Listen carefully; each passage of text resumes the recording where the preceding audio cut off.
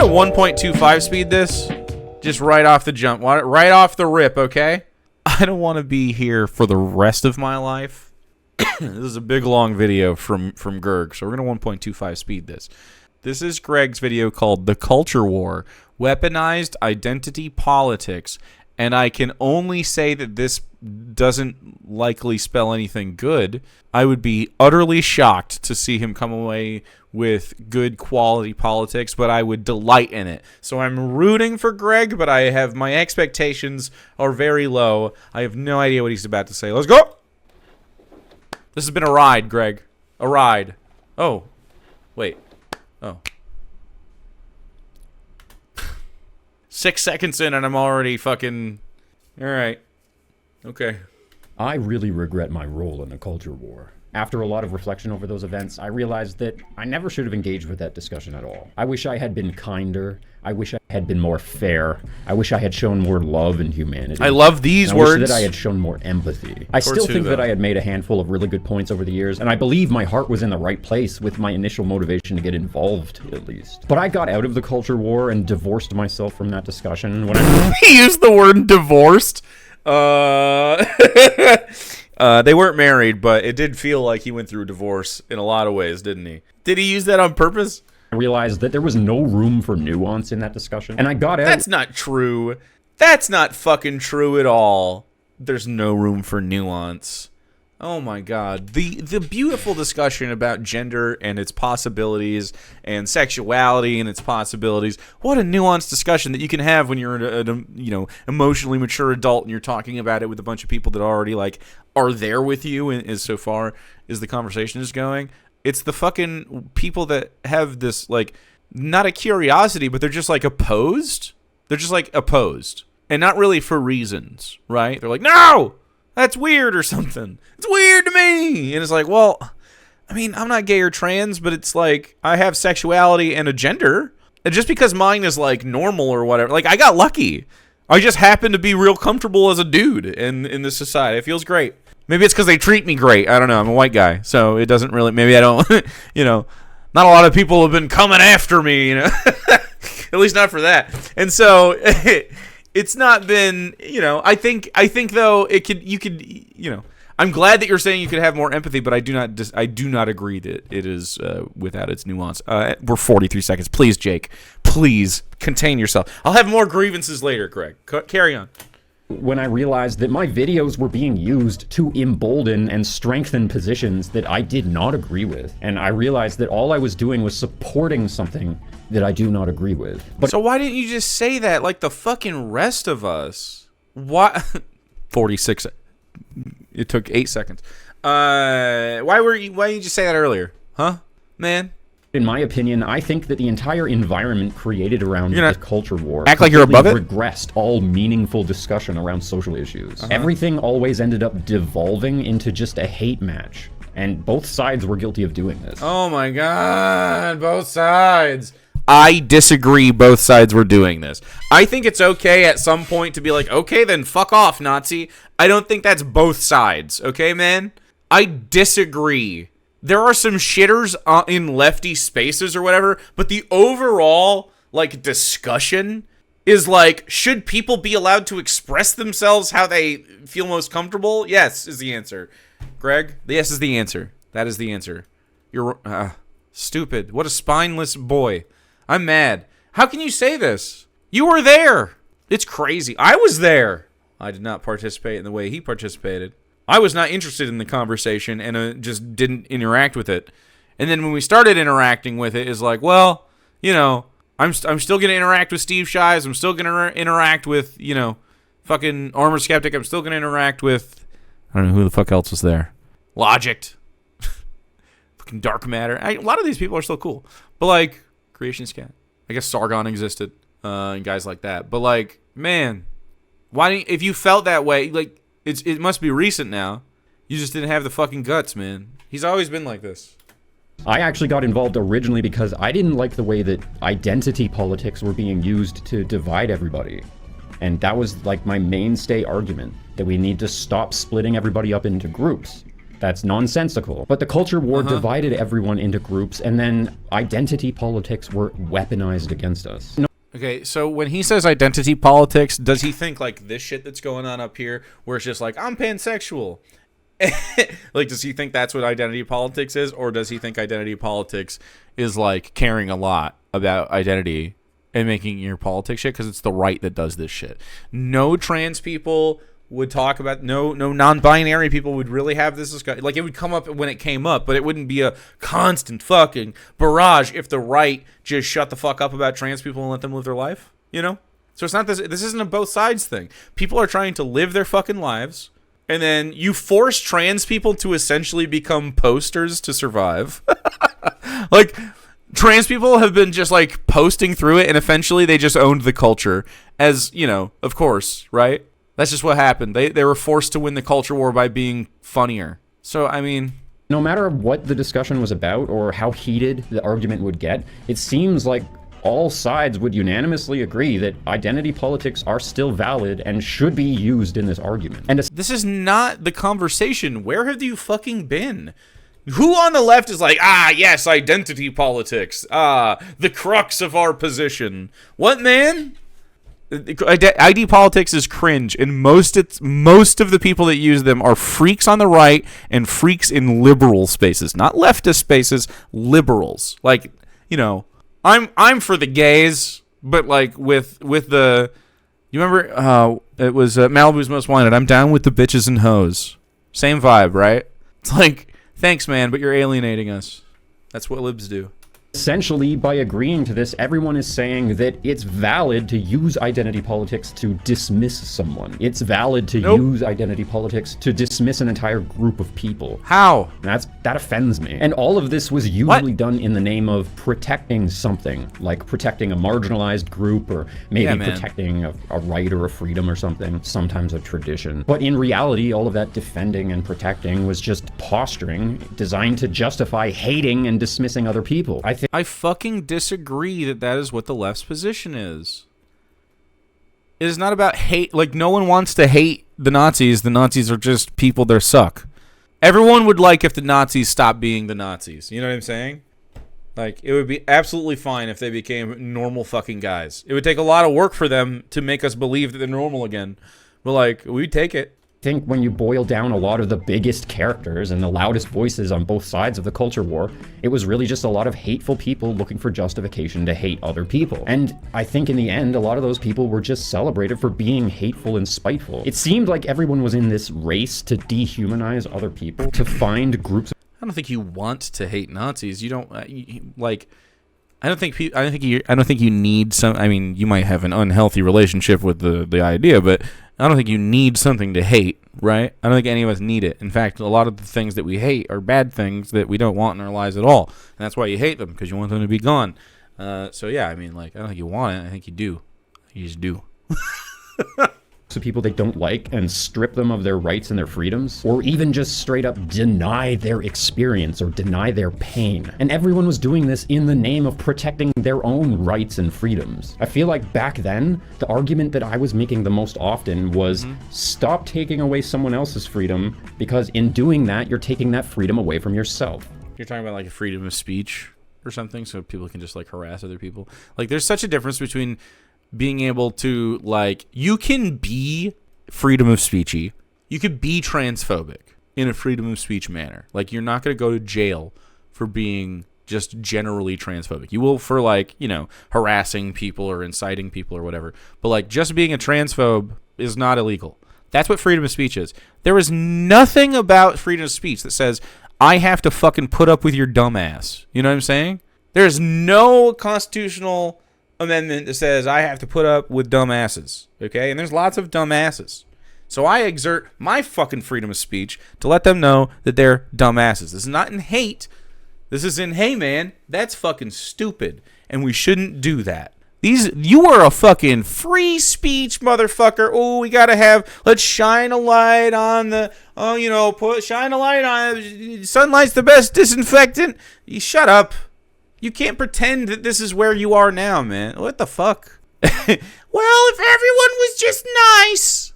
Spineless Greg at it again. Man, I hope by the end of this, I don't have to call you spineless anymore. I hope this is just like, this is just the beginning of this. And by the end of this, you're just such a cool guy, and I like you again. That'd be lovely. Looking real Satan-y.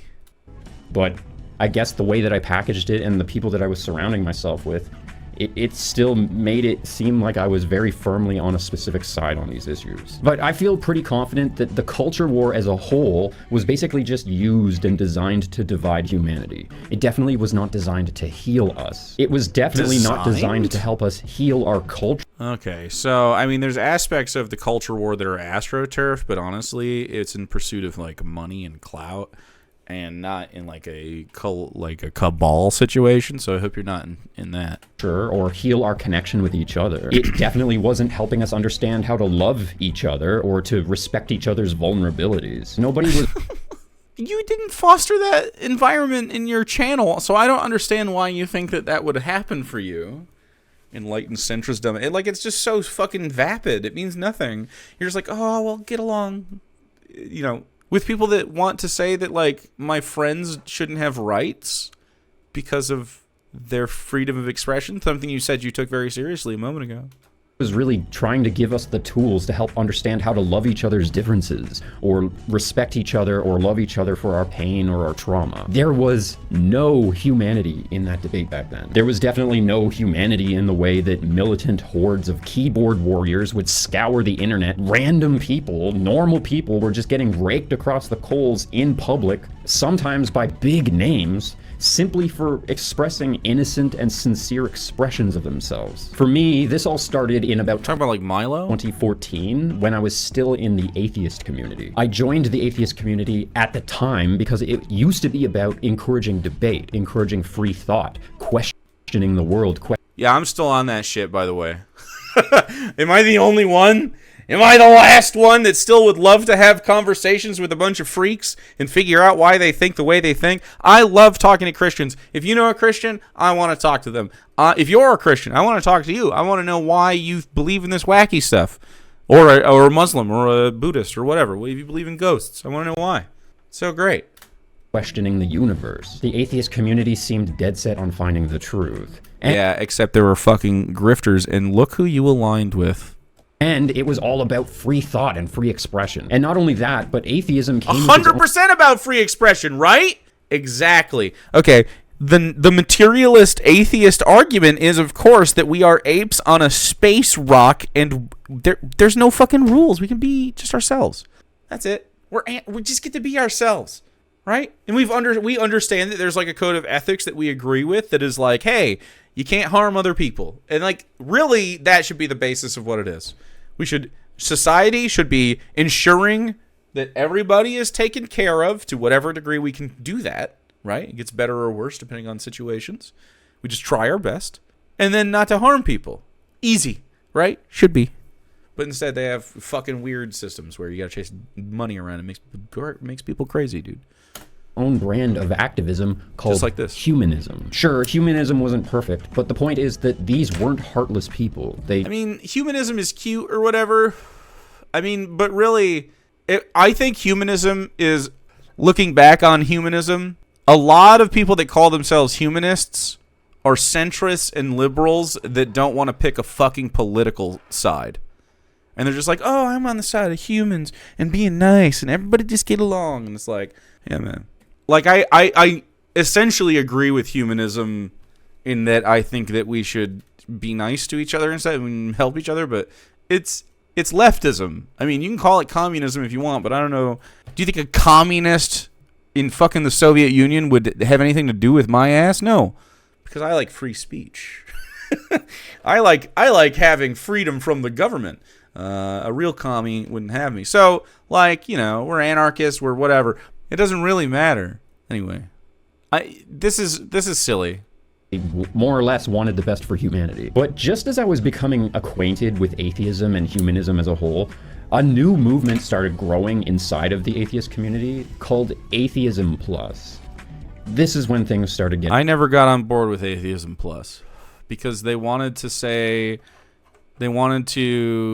kind of cringily like libs, although they try to get more progressives. I mean, it was a cringe movement. They were trying to do a political thing with atheism, and it's like, why don't we just do both? I mean, I think that atheism leads you to be a more rational person. And I think that a lot of these people that are atheists that are in this community are full-on rational grifters. They're just not ethical, right? Atheism doesn't make you ethical. It makes you rational. Or you should lean towards rational. Although, someone like Sargon, I mean, he adopted cultural Christianity and is kind of just on some white nationalist shit that he's talked himself into because he makes money on it. I mean, he's really been on this shit since the beginning. The first thing I remember of him, the thing I had, and I asked the other person that used to do that thing with me, hey, will you look into this person, because all I've seen him do is, you know, some light skeptic stuff, but he was doing like anti-Arab immigration stuff, and that seemed right wing to me. But he wasn't on the same bullshit that he is now, right? Like where it's like fucking white nationalist propaganda. He was on some like they're taking our jobs kind of shit. I don't know. It wasn't full white replacement stuff though, but it was still cringe. Anyway, that got a clear from that individual. They were like, yeah, let's do it. And so I don't know if any diligence was done whatsoever. Getting weird. Just Jake. Atheism Plus sounded perfect on the surface. It was against sexism, racism, homophobia. I'm on board with all of those fights. Atheism Plus sort of presented itself to us as like a younger, hipper, more energetic form of activism. I don't recall ever engaging with Atheism Plus. I just remember people bitching at each other about Atheism Plus. So it at least sounded more fun. But to our complete surprise, the movement came with a whole bunch of bullying. It didn't really make sense that this community that was really well known for having fair debates and open discussions was suddenly bullying each other over these subjects. Subjects that we've discussed before. Can you get in? Are you going to get into any events that happened that you're upset about? Or are you just going to talk about it? I would love for you to have brought receipts. It looks like you might have a couple coming up. Like something broke in the atheist community. Like, what are you talking? Because I was fucking there. I was in the middle of this, right? We were considered. I was alone. Considered, and frankly, I mean, I liaised with most of these fucking people. There was a couple people that the other person brought in, but for the most part, I was of course, the social one. We were considered YouTube Switzerland for a minute, and because I was not interested in this culture war bullshit. I'm still not interested in it. I've always had political opinions, but I wasn't locked in on that. I was too busy working and going to school and editing all the fucking time to pay attention to any of that bullshit. So I think the only thing I wish I would have had is the spoons to pay attention to this, because I would have been opposed to all this fucking shit. Steve Shives was maybe one of the worst representatives we could have had at the time. That guy is such a fucking, like, weasel sometimes. I don't know. He's moody. He's been putting out some good videos lately, though. They've been doing well. He's been putting out some short videos that have been cute little skits. Good for him. I like Steve in a conceptual way. Anyway, please get into the receipts, though. Who's Steve? Steve Shives. Everyone loves Steve Shives. I like Steve. This is the thing with Steve, man. Since I guess this is a big long video where two old heads from YouTube talk about that time. Although why would Greg ever come around and talk? I would love to get a bunch of these fucking people from the early culture war around on a panel, but none of them would fucking do it. Why? Wouldn't it be interesting? We could all yell at Sargon for being a dumbass. Could yell at fucking this guy right there. Almost overnight. The whole conversation itself. Steve Shive blocked everyone. We weren't even on Team Sargon. He thought I was like pro Sargon or something because we did that chick tract with him. And my opinion after doing the chick tract with Sargon is this guy's lame.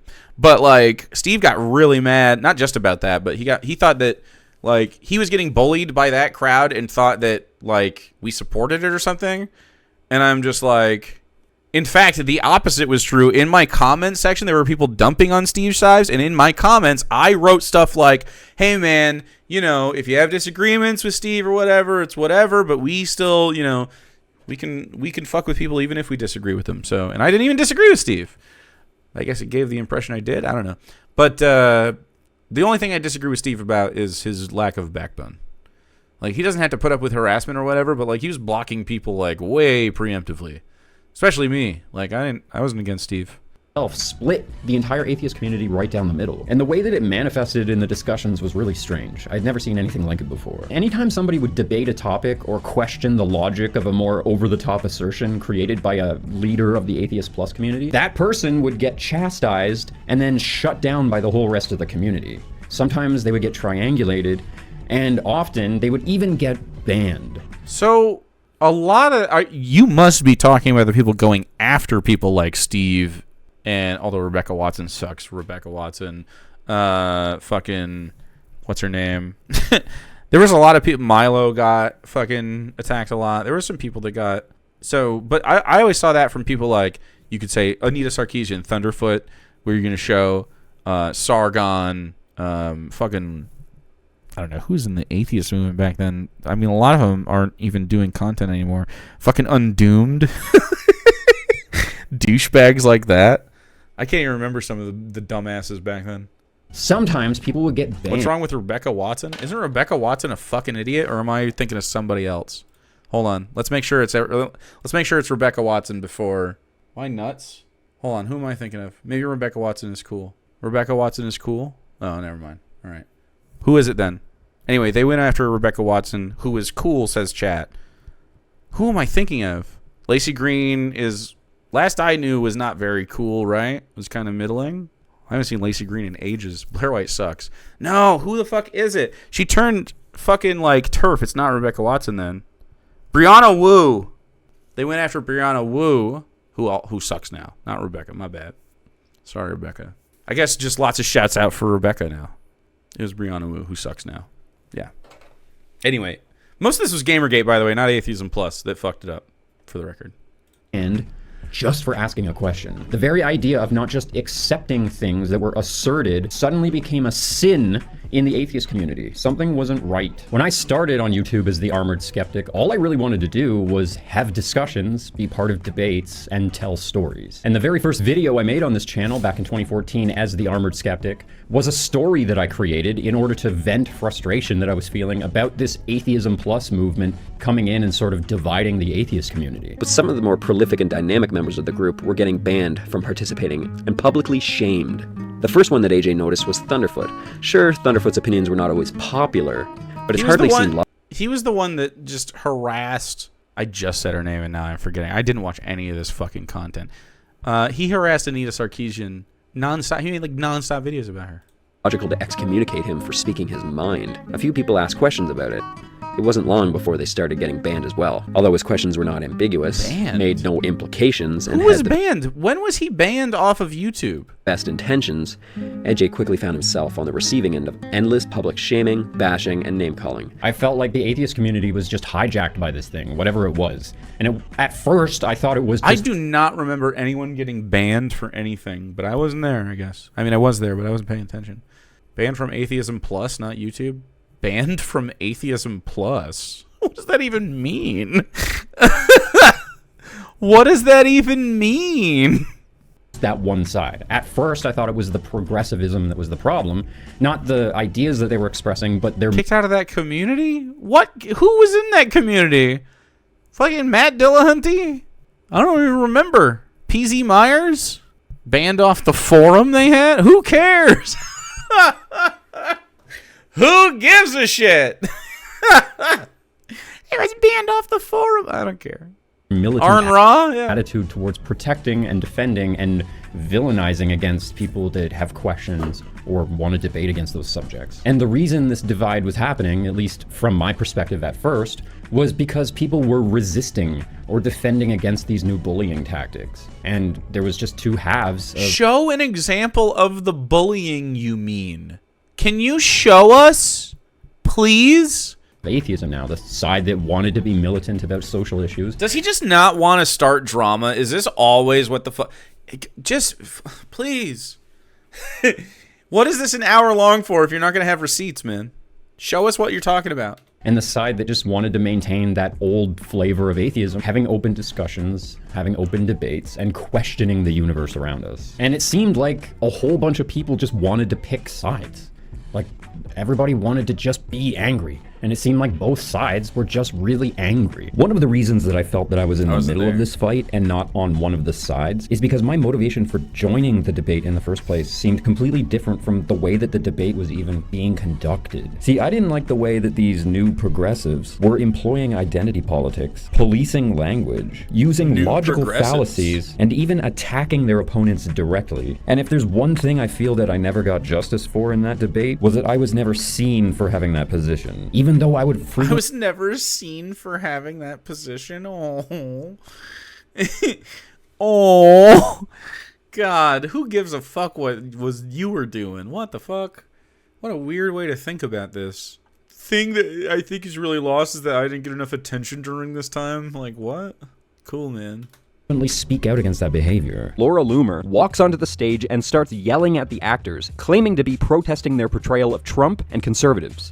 You are all garbled! What you're witnessing is a huge double standard being exercised, and basic human rights being violated, namely, the right to freedom of speech. Laura was the one who was willfully and knowingly interrupting a play, hijacking their stage, and violating their right to free speech. Some of the same people who complain that the left is trying to censor them are justifying this event as necessary. That's the double standard. Look at this shit.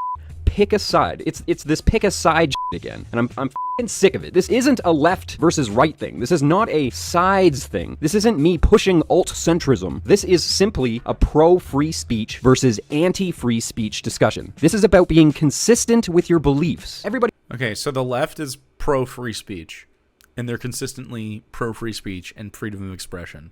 That's what the fight of trans rights is, for instance. So, like, you pretending to be some kind of centrist is so whack. It's just more spineless bullshit.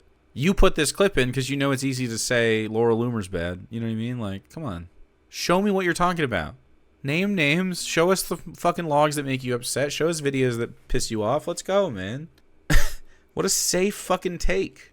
Ugh, centrists. Everybody was sick of the way that the left was acting, and now your goal is to act exactly like them. Do you really lack any self-awareness? They did it, so we can do it. They do, man. So why you should not be a centrist. There's no reason to be a center person. You do not agree with these right-wing freaks.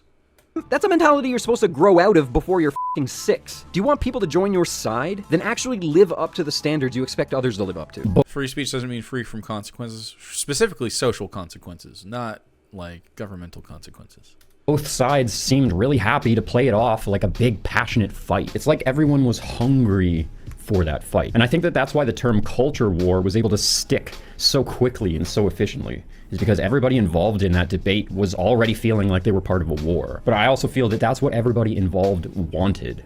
Everyone wanted there to be this passionate fight. They wanted there to be argument. They wanted to have an enemy to point at and say, that's the reason I don't have happiness. That's the reason. It's not the case. These are not the discussions we are having in lefty spaces. Like, that's the reason we don't have happiness. I mean, like, it would be focused on, like, capitalism and broader systemic issues, not an individual fucking culture war, identity politics individual. Like, what? You're not paying attention. You do not pay attention. Why are you here? What is the point of this video? What are we virtue signaling? Reason my side or my group is unsuccessful in the world, or that's the reason why I'm feeling this pain, or that's the reason I've endured all this trauma. And I feel like I was watching that social movement as it grew over the years, right from its very inception. And it seemed like the whole internet was slowly getting taken over by this debate. And every individual community across the internet was getting divided over this debate. Yeah, really, that did happen, though. Part of the reason I regret not getting more vocal and not, like, being more aware of what the fucking conversation was is because I'm right, and maybe we could have saved some people earlier. But I mean, I've been on this shit for a decade. I think that's plenty. But, like, still, 2014, I was just a wee bab. I was too young to, like, and too busy to think about this shit. The entire internet seemed to devolve into these angry mobs that were set to demonize and villainize anybody who said the wrong thing or used the wrong catchphrase or used the wrong word, anybody that was employing the wrong language. And anytime somebody saw something like that, their response would be to say, "What are you, a social justice warrior? What are you, alt-right?" Oh, God. Are people still doing that? I joked about this a few times in the past. Are people still doing that? past. But the day that I knew for sure that something was wrong was when even the furry community was debating these issues on their forums. Even the subgroups of subgroups of subgroups were divided and debating these things. Nothing was safe or sacred on the internet anymore. You couldn't just log into your little cubby group and be safe to express yourself anymore. You couldn't just log into your favorite forum and discuss your favorite subject anymore. Because if you say the wrong thing, all of a sudden a mob of people jump into your discussion and start bullying you for being a feminist or bullying you for being a misogynist or something. Or or bullying you for being a misogynist, making it equal. Cool. So misogyny is bullying, right? Like being a misogynist, doing misogynistic things is a form of like social, like antisocial behavior. But like, you know, there's not bullying to be like, hey, fuck you, buddy. You know, that's not what bullying is, man. It's crazy. That's crazy to say. How can you be a centrist, man? What does that mean? Try to get you angry about something that's happening to some marginalized group, or try to get you angry. It's not about being angry all the time. This is not what happens in lefty spaces, man. He has such like an old guy's idea of what happens on the internet. It's like there's lots of shitty people that definitely happens, but there's lots of like wholesome shit that happens all the time. It's not about, oh, we need to be fucking outraged all the time. A lot of people are just like fucking posting, dude. Yeah, sometimes it's not even that deep, you know? A lot of people don't, you know, we have calluses on this culture war shit. It's just like, you sound like an old guy. You sound older than I do. Some right or freedom. Even furries have politics? What? Your people in there? That's crazy. Alan Gardner, thank you. If you're a right-wing furry, you're fucking cringe, by the way. God, what a cringe piece of shit. Loser. Stolen from you. Everyone's an enemy and everyone's just out there trying to steal your rights from you. But the thing that I was most offended by was everyone's behavior. It was abhorrent. Everyone on every side seemed to have this totally not Greg. Calloused disregard for humanity. There was so little humanity in that online environment. And I know I've not been on Twitter in the last 4 years or whatever, but I can only imagine that that's worse now. But at the time, it was just like awful. I got sad every time I posted something because the replies were people that didn't really want to have a discussion. They just wanted to say quippy, edgy things. Quippy. It's cool. Hexilia, thanks for following. I mean, you know, we're funny guys. You're on Twitter, you're saying funny, quippy stuff sometimes, but like, you know, a lot of it's earnest. A lot of people have like just real earnest thoughts on there. It's a smattering. It is what you make it, man.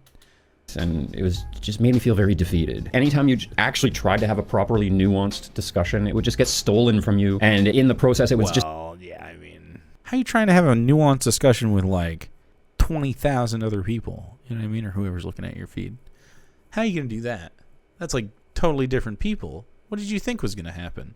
Like, how can you understand the idea of like the telephone game, but you can't understand the idea of like, okay, what if you know how the telephone game is, oh, a person misinterprets what you said and then they change the meaning and then by the time it gets back to you it's totally different, right? Okay, but now imagine that as a tree, right? It's a telephone tree. So one person misinterprets it and that creates a thread, right? Off the main thread. And now there's a sub discussion happening here. And now the main thread goes, nope, someone down here, there's another disagreement. You know what I'm saying? Like, it's just more people involved. Like, you have nuanced discussions in one-on-one situations. You have nuanced discussions when you're on a platform alone and you can like develop it. With a bunch of different people, it's not going to happen. I don't know why you think. I have no idea why they think the purity is going to come from the Twitter debate. You know what I mean? It's just impossible. And I mean, like, it's not made better by the right wing presence there. Just steal all your but it would energy still be for like that that subject. It's like that was the point. Is don't allow nuance. And just beat everybody down to the point where they just don't have the energy anymore to get their point across. But it seemed like there were these hordes of people that were scouring the whole internet. Facebook, Instagram, Twitter, YouTube, Tumblr, everything. They were just trying to find anything they didn't like just to get angry about it. And if they couldn't yell about it in the comments, then they'd maybe make a video about it or make a post of their own, trying to get like a hate mob to jump on it. And that was most people's introduction to the culture war, is that they'd just be on the internet minding their own business. They'd post something totally innocent, and then a hate mob would descend down on them and start demonizing them. Typically, that's people just attacking random queer people or whatever. Like, literally, it's almost always right-wing people. I don't know a left-wing space that sees... I mean, there's definitely, like, I can think of like the shitty like Mean Girls group on Twitter or whatever that are like they'll see just a random person. But I mean, like, really, you know, aren't they Nazbols or whatever? But like, but most of the people that are getting made fun of or dunked on are just like, you know, the blue-haired feminist who's just like, you know, a chubby person going to the gym and having like an innocent fitness update that they were excited to upload, and then they get harassed by some kind of like Jack Posobiec. Fucking Stephen Molyneux is like, your eggs are drying up. Where'd that guy go? Hopefully to fucking hell. And usually these people had no idea what the hell was going on because they weren't part of the culture war. They just were using I'm not going to say anything. I'm going to take one bite of a Zagnut to describe the thing they were trying to describe. Usually to a very small audience or a very small collection of followers. And then people would only find out that that was even said at all because somebody big would come along and then blow it up to make it a big deal. And all of that was usually because they posted something innocent. It just happened to trigger some famous person that had a mob following. There were just a lot of petulant children, and this is how they conducted themselves. And I've heard a lot of testimonials that played out this exact same way. I interviewed someone about her experience back in 2015 when she was just randomly hit by fallout from the culture war, just blindsided by one of these hate mobs. She said, "When I was younger, I often turned to social media to express my experiences, feelings, and thoughts. It served as a way for me to process what I was going through and carve out a small personal space. However, I remember a time when a post of mine drew the attention of self-proclaimed anti-feminists who not only shared my post, but also launched personal attacks against me. It was deeply humiliating and felt entirely unjustified. I was simply a young girl expressing myself. I wasn't pretending to be an authority on anything. It seemed that every time I shared something, I faced conflict in the comments or my intentions were completely misconstrued." Right, so the culture war is right-wing freaks doing that kind of stuff, and then left-wing normal people being like, hey, fuck you, buddy. Let her cook. And, you know, that's really where we're at. That's where we've been at, you know? It's not, I mean, there are very few left-wing just instigators. There are some, but it's almost all reactionary, white nationalists, basically, going crazy. And us reacting to it. And us going, okay. Also, growing up in an activist household, I was particularly affected by the rise of new wave protests. Rather than fostering dialogue or raising awareness about particular issues, these protests frequently descended into a spectacle of anger and mutual accusations. It became an event of opposing groups clashing, disregarding each other's perspectives, engaging in verbal abuse, and incessant arguments. I saw firsthand people being harmed, and those professing to safeguard others often ended up endangering them instead. It was awful to see people treat each other in such a dehumanizing way. And as the culture war progressed... What are we talking about? Like, on the streets? I lost total control of my own identity online. It just suddenly got taken away from me. Back in like 2016, 2017, the public started creating their own version of me with his own backstories and his own characteristics. And no matter how hard I tried, I could not separate myself from that fake version of me that everybody was angry about. No matter... Okay. So... nobody is confused about my politics, for instance. Nobody has any fucking confusion about me. All right? If you know anything about me, it's that I'll tell you what I got going on, what I believe in. I'll tell you at any fucking point. Sometimes unprompted. Sometimes it's a total tangent. Not even related to what we're doing. I'm just on my bullshit. You gotta just be honest with people, man. Tell us what your fucking politics are. And stand by them and don't be a worm centrist middle fucking loser. How about that? Because that's what we think you are. I think you're a centrist. I think you're, like, at best, like a neolib. I think you have some, like, well, you know, I don't hate trans people, which is, like, not a W. That's the fucking, that's just normal. You're just a normal guy for that. I think you're spineless. And it's weird. And I hope by the end of this, I do not think that anymore. I hope you... like, this is a preamble, and eventually you're going to be like, look, here's all these things that I got going on. I feel better about your position. No matter how nuanced I would be, and no matter how clear I would try to make it that I'm not trying to pick a side, they would tell blatant lies about me. I'm not trying to pick a side. Do you see? Yeah, never mind. I was 100% right. We're all right about you. This is the thing we know about you. Never mind. You have right-wing positions, and some people are like, hey, that's fucking bad. Fuck off. Make up totally fabricated stories about me and then just all collectively get angry at that fake version of me. And I didn't know how to stop that, so I just ignored that. But I feel like that same thing still happens today. Like, you don't know how to stop that? People calling you a middle, like a fucking centrist? I mean, what? I can make a video where I just tell You a are. story and I try to make it fun, but somehow people just get angry about it.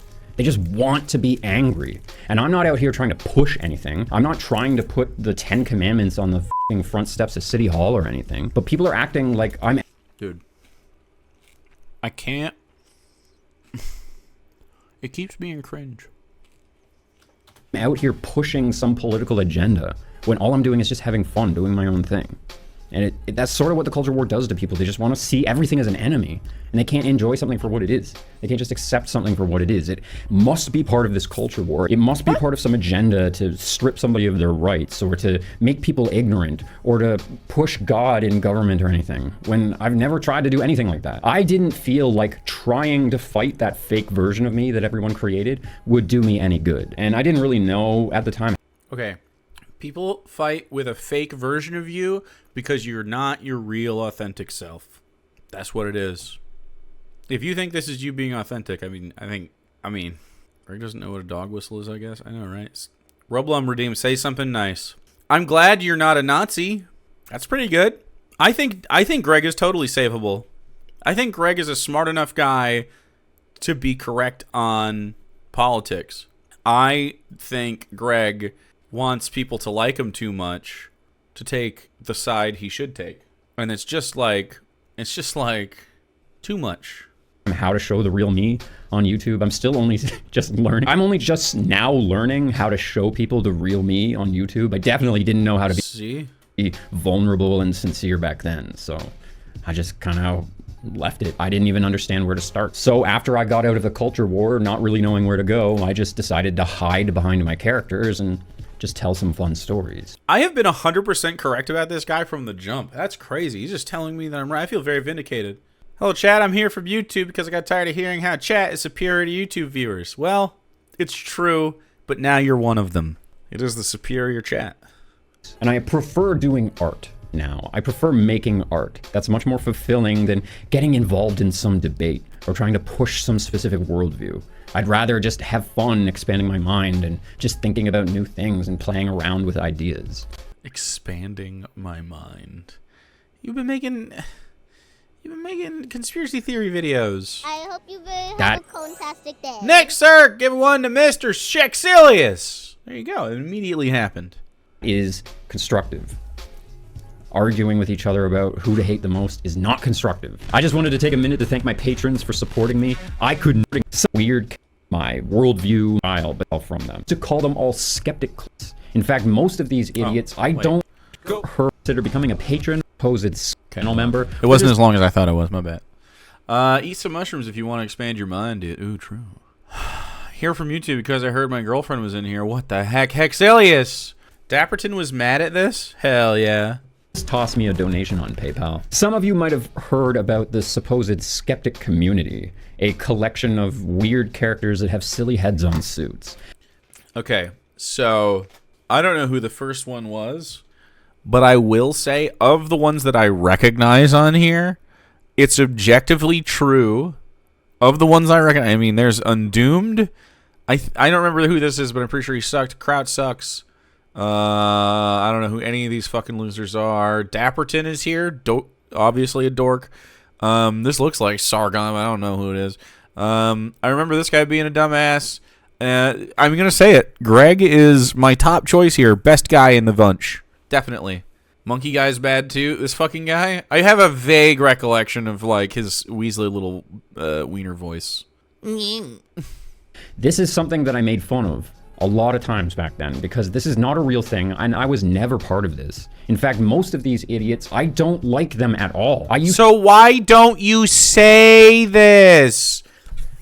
This is the point. If Undoomed puts out a stupid fucking video, you say, Undoomed, this is a stupid fucking video, okay? You don't have to take sides. If I make a stupid fucking video, you can also say that. But heads up, I'm not gonna. Because I'm based. Everything I've ever said is correct. Don't look it up. I used to call them all skeptic clones. And that was my way of sort of separating myself from them. Just saying, hey, they're all like copying my gig. No, you're not. That is... Okay, it was also because you wanted to feel superior to them. Okay? It was definitely rooted in you wanted to feel like I'm the king of the skeptic community. Like, you wanted to be the guy so bad. They're all just trying to mimic my style, but they're not actually representative of me, my brand, I looked it up. It was true. You're a simp. It's the only explanation. Worldview, my opinions, my heart, my soul, nothing. I was completely removed from this group. Yet anything they did, I was still held accountable for them. Like, I actively... Maybe you felt like you were maybe you felt some of that, but I don't ever think that the general consensus was that you were responsible for something Dapperton published or whatever, or Undoomed. And intentionally created this community of skeptics. But most of them weren't skeptics at all because they didn't make atheist content. They pretty much only made socio-political content. And I don't know how you can be a skeptic of socio-political ideas. It doesn't make any sense. I was just a skeptic because I was a skeptic. But the idea of skeptic went from being skeptical of anything and everything, like me, and it suddenly became, you're skeptical of feminism, or skeptical of Black Lives Matter. Or just... Yeah, man.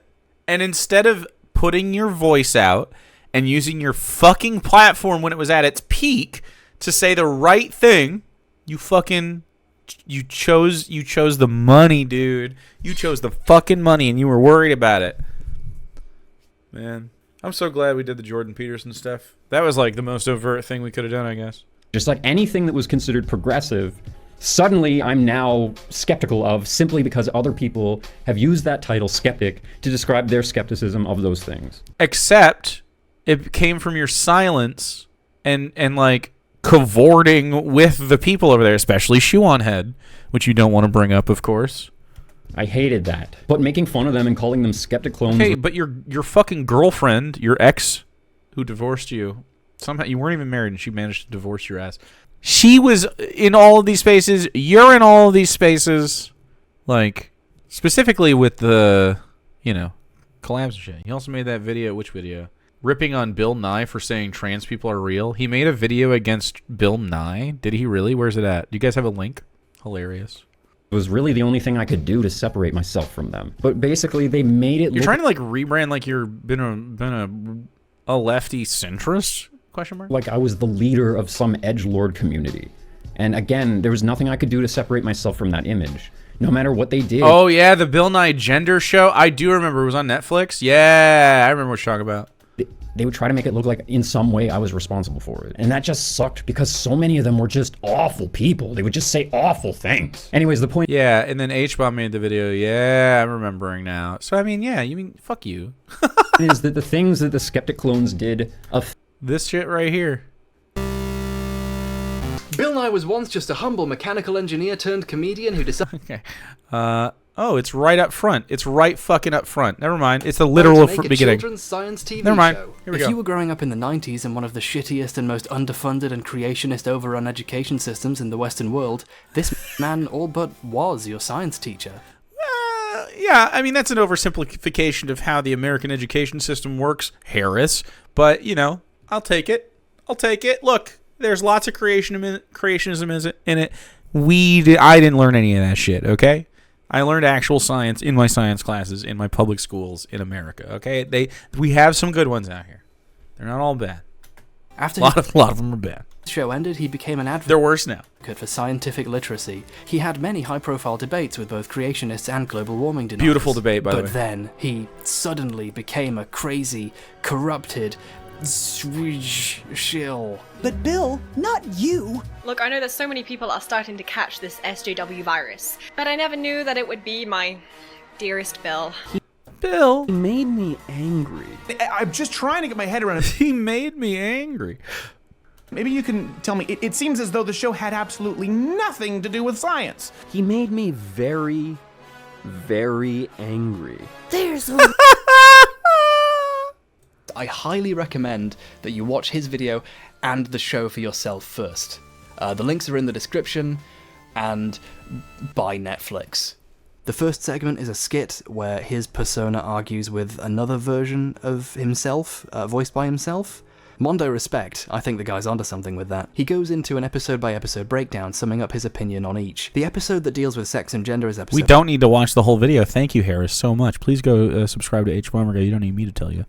9, but I'll briefly point out some aspects of Skeptic's perspective, God that's a tongue twister, on earlier episodes that I regard as illustrative of problems with his approach. Episode 1 was all about climate change, and this is how he talks about it. The first episode is about climate change, and I was a little apprehensive about this one because this is Bill's subject, but it was great. Bill was a little awkward in front of the live audience, but that only really added to the charm. He doesn't get too political, he doesn't use too much hyperbole, he demonstrates how climate change is affecting the planet Not today, too political? and even innovative ways that engineers are dealing with these problems. Yeah, I do remember this now, but obviously it's just these screens and he kind of moves the thing around, so I was trying to think of his face attached to these words and I couldn't. I even liked the panel. He had some guy on who said that he wanted the entire United States to be renewable, and another guy on the panel was like, no, that's a fantasy world. It was great. It was really well balanced. I mean, no, he didn't have any climate change skeptics or anything, but you know what I mean. He congratulates Climate change skeptics.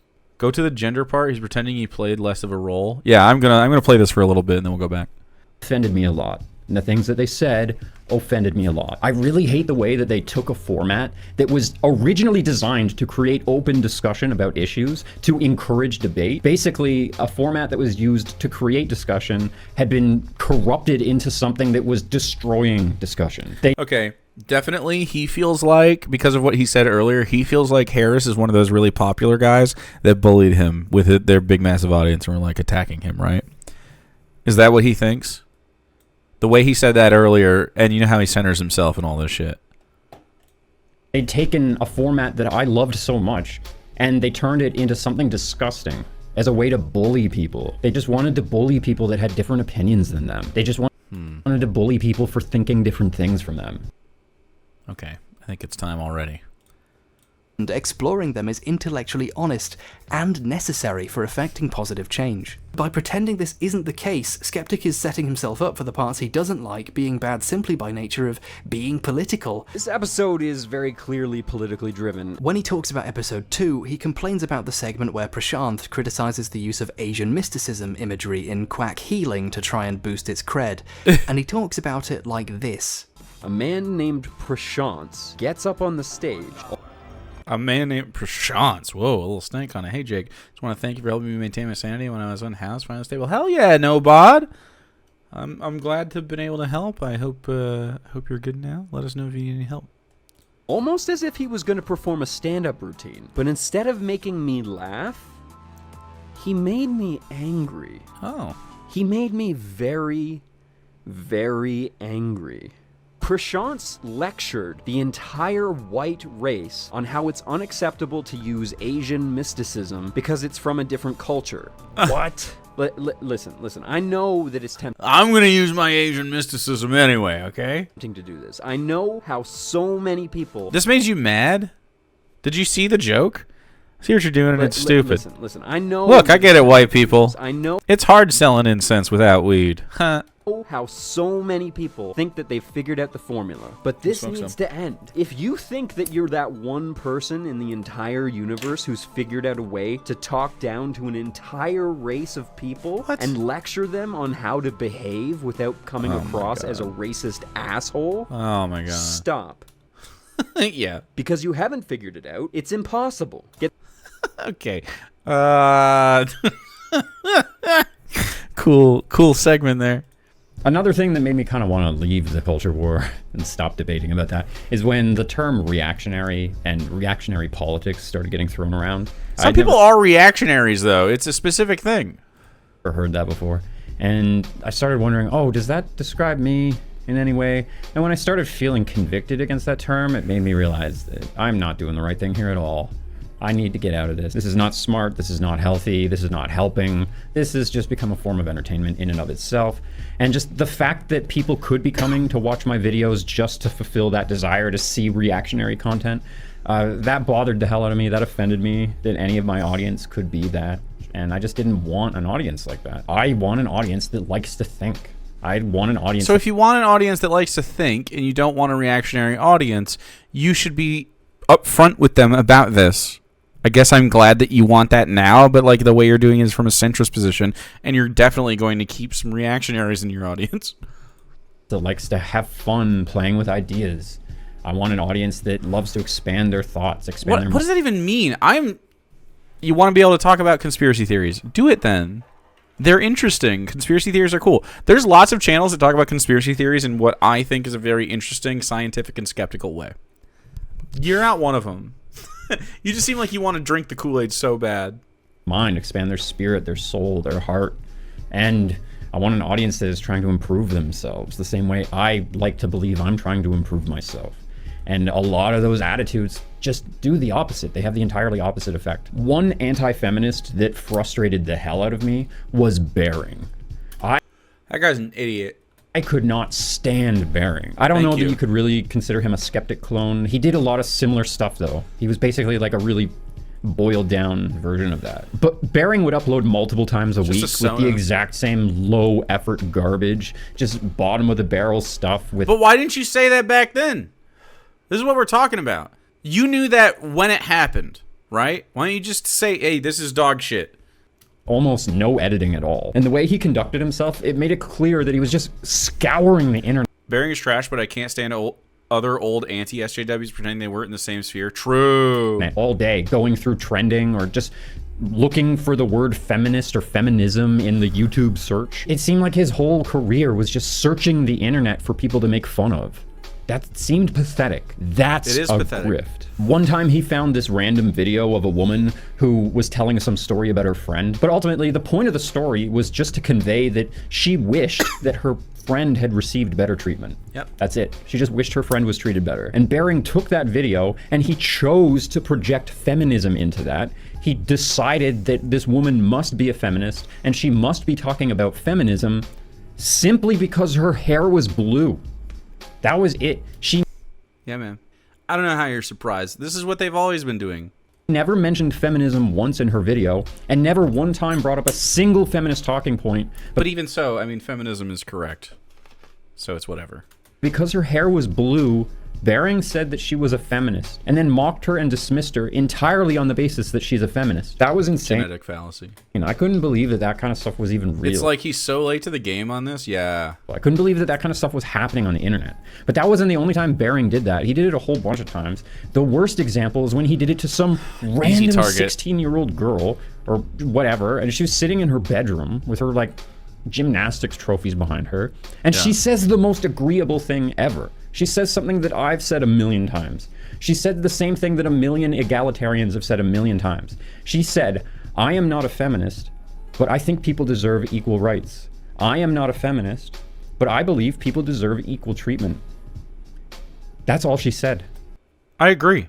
I don't know how you could disagree with that. Other anti-feminists would say that exact thing all the time when debating against feminists. It was tone deaf that Bearing would even make this video at all. It's like he wasn't thinking about it. He was just looking for some sort of statement about equality and some girl making that statement simply so he could paint her as an enemy against freedom or some shit. Anyways, because Bearing made this video response to her, a mob of his own followers ended up going over to her channel he's a big and asshole. bullying her in the comments until she ended up deleting her entire channel.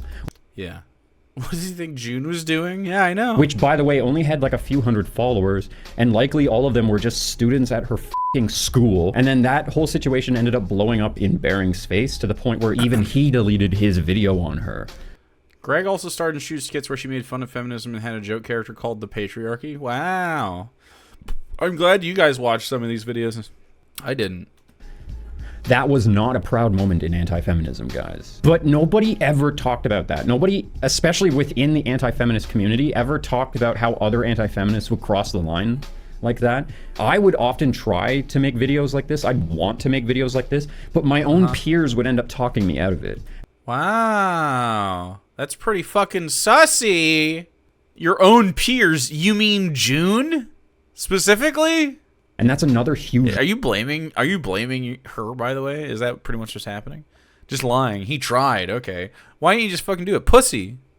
Regret that I have, that I ever let people shame me for my opinion, and that I ever let people shame me for wanting to speak out about this stuff. Whenever I would make a video response, I'd do my best to punch... I'm coming out as a centrist liberal? up, I would either make a video response to someone who had a way bigger channel or a way bigger following than me, or at very least I'd be picking a subject matter or a video that was already really popular or was already maybe even trending from time to time. But I would try my best to avoid punching down, especially if that person Punching down is not about follower count. That is not what punching down is about. What? Stop. had less than 100,000 followers, I wouldn't touch them at all. And a lot of these anti-feminists were going after people that only had like a few hundred or maybe a couple thousand subscribers. And there's no sport in that. That's not fun to just mock random people. Like, I can't believe that. So that's not what I'm talking about. I'm talking about someone who just has a genuinely, like, if they have a shitty take, if they're having takes, that's different. What Bering does is, like, you know, he just literally sees something that he thinks is aesthetically displeasing and he makes a video saying, look at this fatty or whatever. Like, he's a dumb fucking guy. But, like, if someone is having, like, a political take or whatever, I don't care how many followers they have. They put it on the internet. You can talk about it. Who cares? That's what the point was, right? But, like, you know, some of these people are definitely not, like, asking for it, that's for sure. Some people want to be some people are talking and just want to have a take, and it's fine to have a discussion. That even f***ing happened. Was that even real? It's like that whole time period is not even real. But whenever people would try to talk me out of making content like that, calling out other creators for crossing the line, they'd make it sound like they're trying to protect me. Maybe protect my channel. But no. I was just being manipulated to protect something else, some image or some narrative, or usually it was because they wanted to protect the person I wanted to make the video about. Hey, who's they? Why don't you just say who this is? This is your problem. You don't have a backbone. Please make me wrong. There's so much time left in this. Please just tell us. I should take that as even more reason not to care, and then I should just be calling out everyone that I don't like now. But Bering making content... That's not it either. Call out someone, like, make a call out if you believe in, if you disagree with me, for instance. I don't give a shit. Have a disagreement, but as long as it's genuine, I don't give a fuck. But man, you just don't have genuine in you. Like this is a symptom of the issue that I'm talking about. That the idea that anger had become so prevalent that the very discussion itself and the way that everybody was conducting themselves in the culture war debate, it was normalizing having angry discussions. It was normalizing being hateful. Just the idea of expressing anger was normalized in a really scary way. But also people's anger... It keeps coming from the right, though, right? So, like, can we call it what it is? People's existing anger was being exploited and exacerbated. Fucks too much. I was literally late tonight because I got distracted.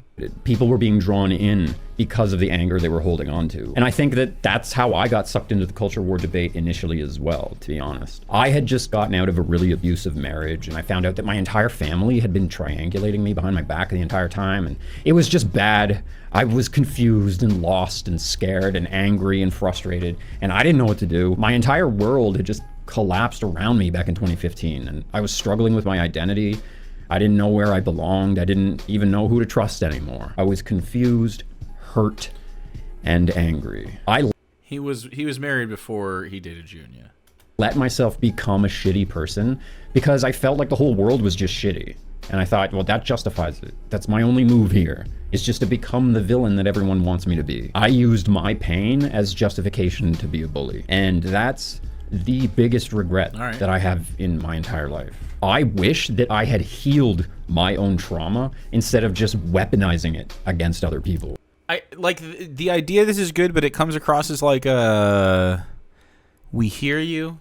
Like, it feels like a seminar. It feels like a liberal fucking office speak.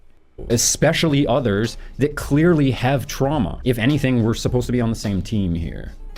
We should be helping each other, not fighting each other. But the most embarrassing part is that I let myself get tricked into thinking that I was important. I tricked myself into thinking I was relevant just because I had some followers. And the arrogance that I developed from that was not good.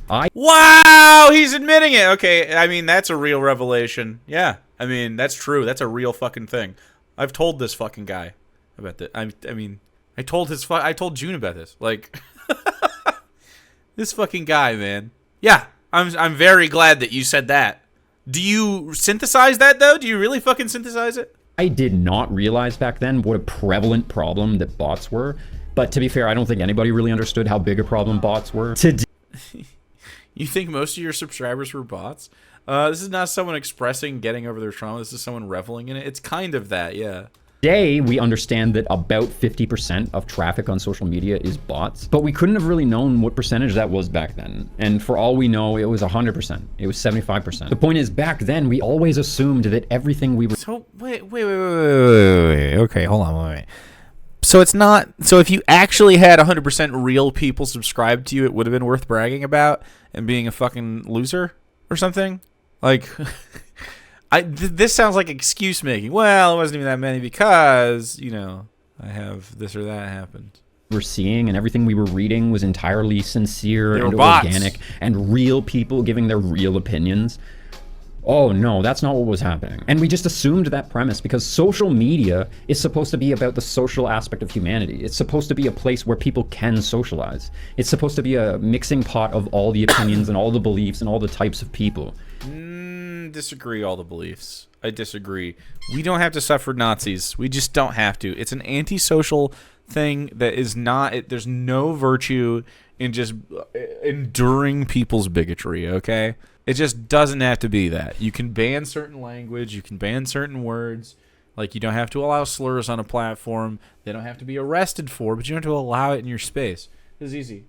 And in theory, it's a place where you can have those kinds of discussions. But it turns out that social media is really more social engineering. And that a lot of those comments, a lot of those posts, a lot of replies to your own content are fake people that are stirring up shit. It's fake comments that are designed to make you angry or convince you to keep going down the same useless rabbit hole. So not, the whole internet isn't dead. Some of it's fake. Yeah, that's definitely true. It's not all of it, and you know, I mean, you just know who's real and you don't. Or I really don't think live chats can be faked, like in the way that you're here all the time, in the way that you guys interact. There might be. I would be shocked, utterly shocked, to find out that Mr. Whiskers is a bot. Beep boop. Hey, if you're a bot, don't tee me in chat. Even just to make you sad and try to make you give up on what you're doing. If you're another creator like me, I challenge you to sort of think back at some of the feelings you've had about comments. See, a bot wouldn't have been able to parse that. If you teed me, you're real. He's got me. Hello, humans. Human beings. Probably some critters in there. Over the years, good, bad, and ugly. And just try to forgive yourself for believing all the hype in your comments section, because a lot of that wasn't real. And even the stuff that was real, those people were being equally influenced by those bots. They were just going with the flow. A lot of that... This is cope, though, man. Like, a lot of the people that watch your videos are real people that you affected negatively for having, like, bad opinions. Some of them were probably fake, for sure. Like, it's inevitable. But, like, I don't think anyone necessarily thinks that every single subscription they have is an active member of their community. At least you shouldn't. And so, like... Really, it's about active members of your community and who you affect. And if you're affecting bots that are saying Nazi shit or whatever, you know, Thrace bot, oh no! That just wasn't real. A lot of that was designed to make us angry and designed to keep us hating each other and weaponizing our trauma against each other. But I'm a sensitive guy. I can be really sensitive. And if I saw a comment that would say something bad, it would hurt me. Yeah. And that would maybe even affect my decisions in future videos or just the way I conduct myself in general. Or if somebody bullied me in my comment section, it would make me less likely to bring up certain issues in future videos. I'd be too afraid to address them again because I wouldn't want to get bullied again. But bullied in the comment section? So how can... Oh my god. You can't be bullied in your comment section.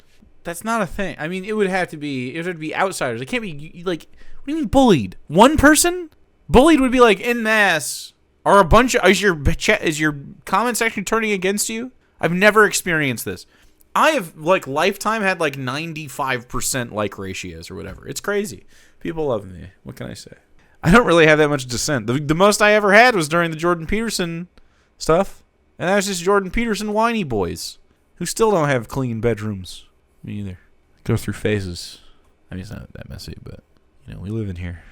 How many times did I do that with a fake comment that was just auto-generated by some bot? That's you arguing in your comment section? I mean, I try not to reply in my comments too much. Sarah's in there sometimes. YouTube comments are a weird place. The YouTube audience, hello YouTube audience. Sometimes you guys can be a little weird. There's probably a weird comment right now in this comment section. Find the weird comment. Be like, found the weird comment. Let us know what the weirdest comment is. One of you guys is a weirdo in here. Someone said some just fucking out-of-pocket shit in this comment section. Something real fucking freaky. I don't even know what it is yet. Really, at the time of saying this, the freak hasn't even unleashed their freak on my comment section. It's gonna happen, and they've gotten so far in this video they didn't know it was them until right now. And they're like, "Fuck, am I the freak?" Now I'm just saying, you posted that shit earlier, that freak shit earlier. You're still here seething. There's time to delete that freak shit. Pathetic behavior. I can't believe I ever let myself conduct myself that way. But all the fake good comments were bad too, because they led to my delusion that I was relevant, or that I'm some leader of some social movement, or that people turn to me for insight or guidance, or that my words are gonna matter and something in the future is gonna change if I just say the right thing and convince the right people. But maybe half the comments on those videos were I think it's half and half. I think you have to acknowledge that you do have an influence, right?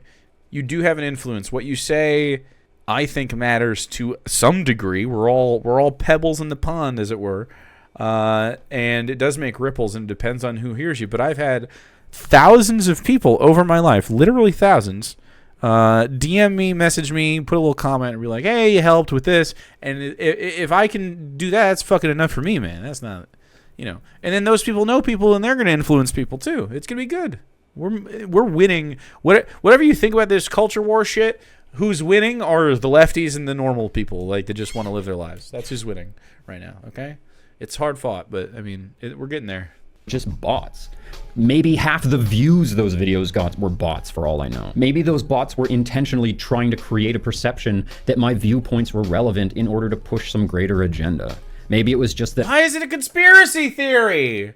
Greg, people actually subscribed to your channel. They weren't all bots. This is some kind of delusional shit. You had a following. Even with your following, it wasn't that big of a deal. You didn't have to be pompous about it or fucking big dog anybody. It's just YouTube.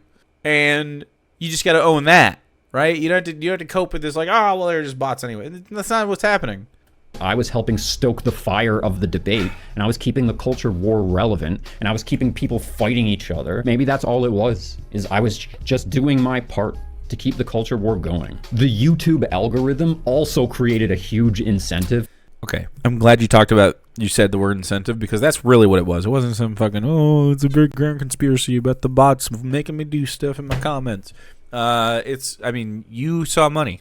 It was money. You saw money in it. You saw the kind of content that was making money.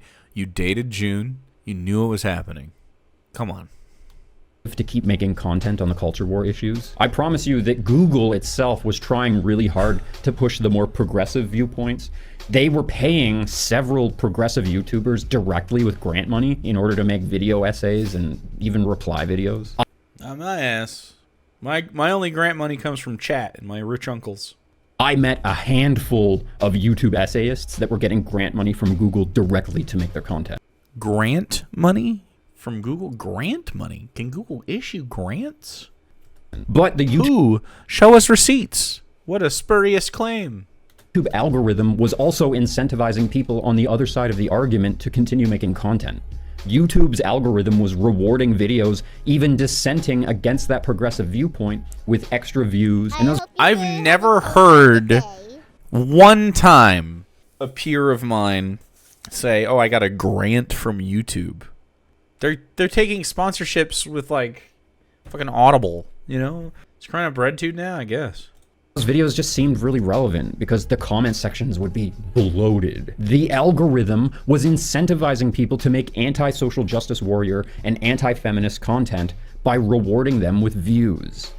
That happened. And all that attention definitely went to my head, so I can only imagine it went to everyone's head. On all sides. On all sides. Shut up. Oh my god. Like, listen to yourself and how you try to absolve yourself. Like, trying to pretend you're prostrating and throwing yourself on this, like, oh, I would have regrets, oh, it's embarrassing. and then like, well, everyone was doing it. Not everyone, baby. Can tell from my channel analytics that YouTube was recommending my videos a lot back then. And when I deleted all the videos that I don't agree with anymore, I lost at least 10 million views, if not more. The point is, those topics were hot. And it looked like the perception was that the public really wanted to talk about those issues. That was the perception. And in that environment, I let myself believe that I was important just because I was getting a bunch of views. And in reality, none of that was even real. In the end, it was all just a delusion. And I let myself get played like a rube. Like I said...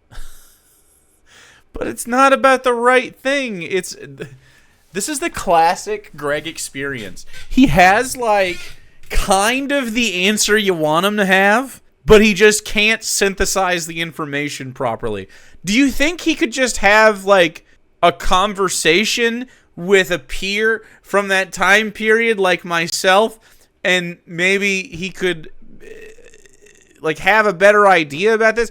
We should get Steve Shives on that call. That'd be interesting. Be a good time. I tried to sort of differentiate myself from any of the sides by calling myself a centrist, and I thought I was so clever doing that. But eventually it got to the point where everyone in the debate would start demanding that you pick a side. I think it's so funny that you think that you literally thought you were clever. I'm a bully from his past. I've never bullied. The most bullying I've ever done is watch his videos. Or you mean Steve Shives? I've never even done. Have I even made a Steve Shives video ever?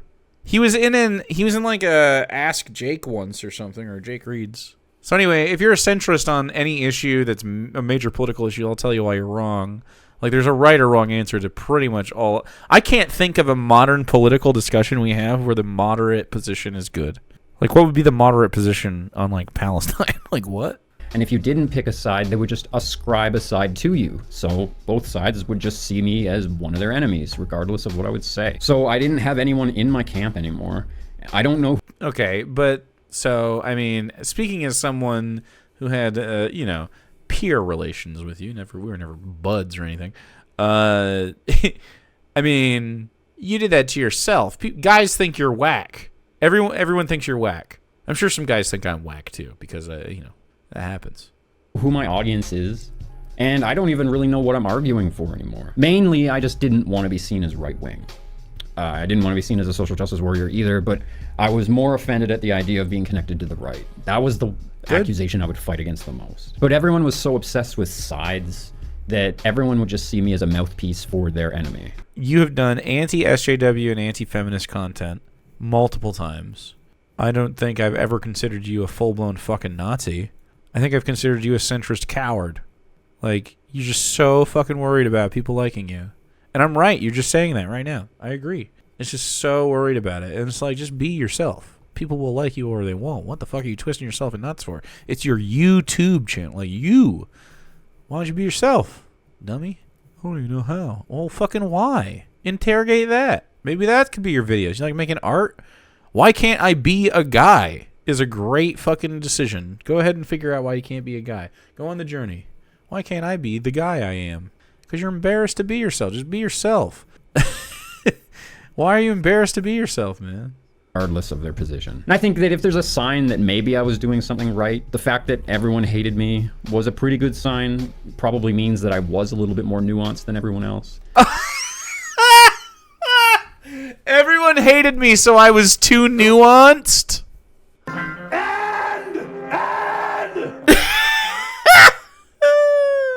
Oddly relevant tweet?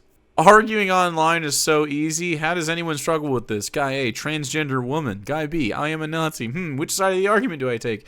The decision is hard. But still, never should have gotten involved. But that's just another way that I lost control of my identity, is that no matter how hard I tried, nobody actually cared about what I was saying. Nobody actually cared about the arguments I was making or the things I was trying to say. So you weren't too nuanced. Your arguments suck, Greg. You weren't too nuanced. I'm not lost. There's not just too many fucking layers to the onion that is Greg. You're just wrong about stuff. You don't have the right. You're not showing your math. You know. They only cared that I was keeping the culture war relevant, They only cared that I was giving energy to that debate. And they cared that they could either use my work to embolden their position, or they could use my work to paint some attitude about some enemy. Like I said, the point of the culture war was not to actually push progressive ideas, and the point of the culture war was not actually to defend freedom or tradition or whatever. The point of the culture war... Make content. ...was to fight the culture war. Yeah, there's a great Arcade Fire album about this. You should listen to better music. It's called Everything Now. There's also Reflector, which is, I mean, also kind of about... I mean, it's not kind of about, it's about social media. Reflector is a good one. Suburbs is also kind of about this shit in some ways.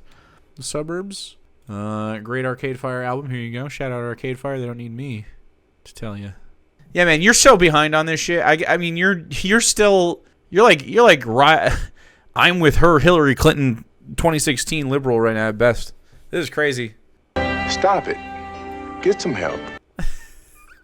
Forever. The point of the culture war is to drown out all nuance and to drown out all sincere expressions of humanity and love. What? So you think all sides of the... I disagree that the left doesn't try to talk about humanity or love or whatever when they're defending themselves or others in their group against like the Nazis, okay, or the phobes.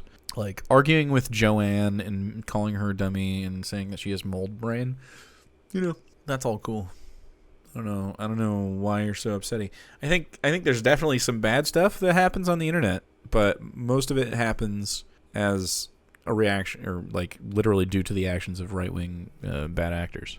The culture war was pushed on us as a way to keep us from discussing more meaningful issues, or to find some sort of camaraderie among all the different groups, and realize maybe we have a shared enemy that's making things bad for everybody. The capitalists? The culture war was designed to stop us from loving each other. The culture war was designed... The culture war was not socially engineered. It was organic. Okay? It started. They saw money in it. That's what happened. It was just corrupted by the pursuit of money, okay? It's not it's always some kind of fucking conspiracy.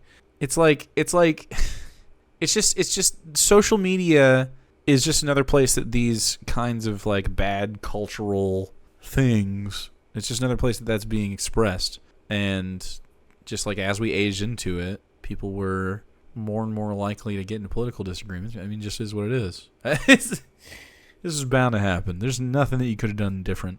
As a society, we were all, no matter what happened, we were always going to have an argument age, because once we start talking to each other, we're going to disagree. The only thing that could be better is not pursuing capital while we do it, and then it wouldn't be corrupted by the pursuit of money, and then you'd have arguments like fucking, like, all these hoity-toity free speech motherfuckers, if they really wanted, like, Athenian, yes, I wear my robe, and I take my tome, and I walk to the city square, and I have interlocutors that sit on the city steps, and we debate ferociously, and then I go home to my wife, and I sire children. If you want that life, be a commie, baby. Because, I mean, that only happens if no one's, monetarily incentivized to have takes, because you're only going to get people that are convicted on the take having takes. Unless you have money attached to it. I mean, I guess there could be some social capital involved with, like, that's my favorite guy who talks about politics. That would still happen, I guess, to some extent, but it would be less corrupted because there's less like that doesn't sustain a lot of bad actors, you know. Designed to stop us from understanding that we can heal from our trauma and that we can actually make our lives better. Another thing that I've always wanted to discuss, I wanted to make a video about this a long time ago. Here's some real dirt from the drama machine for you. Ooh, actual dirt? Let's fucking go. The drama machine? Sometimes I would have video ideas suggested to me by some of my peers. At the time, I thought it was an organic thing. No. I was dumb enough to think that my peers actually liked my channel. I let myself believe that when they would talk about how much they love my videos and they can't wait to see me do a video on this topic, I thought that they were being sincere. I thought that they really liked the way I talked about things. What a dummy. No, they didn't like my videos at all. They were just trying to get me to push stuff because someone above them, some sort of handler, gave them that video topic, and either they can't use it themselves, or their job is to get as many people to talk about that video subject as possible as a way to get the algorithm to push that video subject. Also that they can make it look like that subject is relevant in the algorithm. And that's one of the things that all of those bots, as well as a bunch of content creators, were part of, is manipulating the algorithm to make certain things look relevant when they really weren't. Sometimes we were getting angry about stuff as if it was this new issue that we have to deal with in society. 3 spot, follow 2. Meanwhile, the rest of the world doesn't even know that that's happening. That's an actual bot follower. Issue that was artificially lifted up in the algorithm and pushed in our face just to make us angry. But yeah, the guys, they would come to me and they'd be like, hey, Crack. What guys? Isn't it crazy that this thing happened? What guys? Boy, you should really make a video on this. That would be great. I can't wait to see it. I don't know exactly how many of my videos were made that way, but I'd say at least 5 of the videos that I deleted, I made because somebody in my peer group suggested it to me. You made... Okay, what's the peer group? Who are the people? And what is the method in which they're doing it? And then later I realized, oh no, this was just some propaganda. Now I can't tell if he's being conspiratorial or if there's actual dirt. Please show me logs.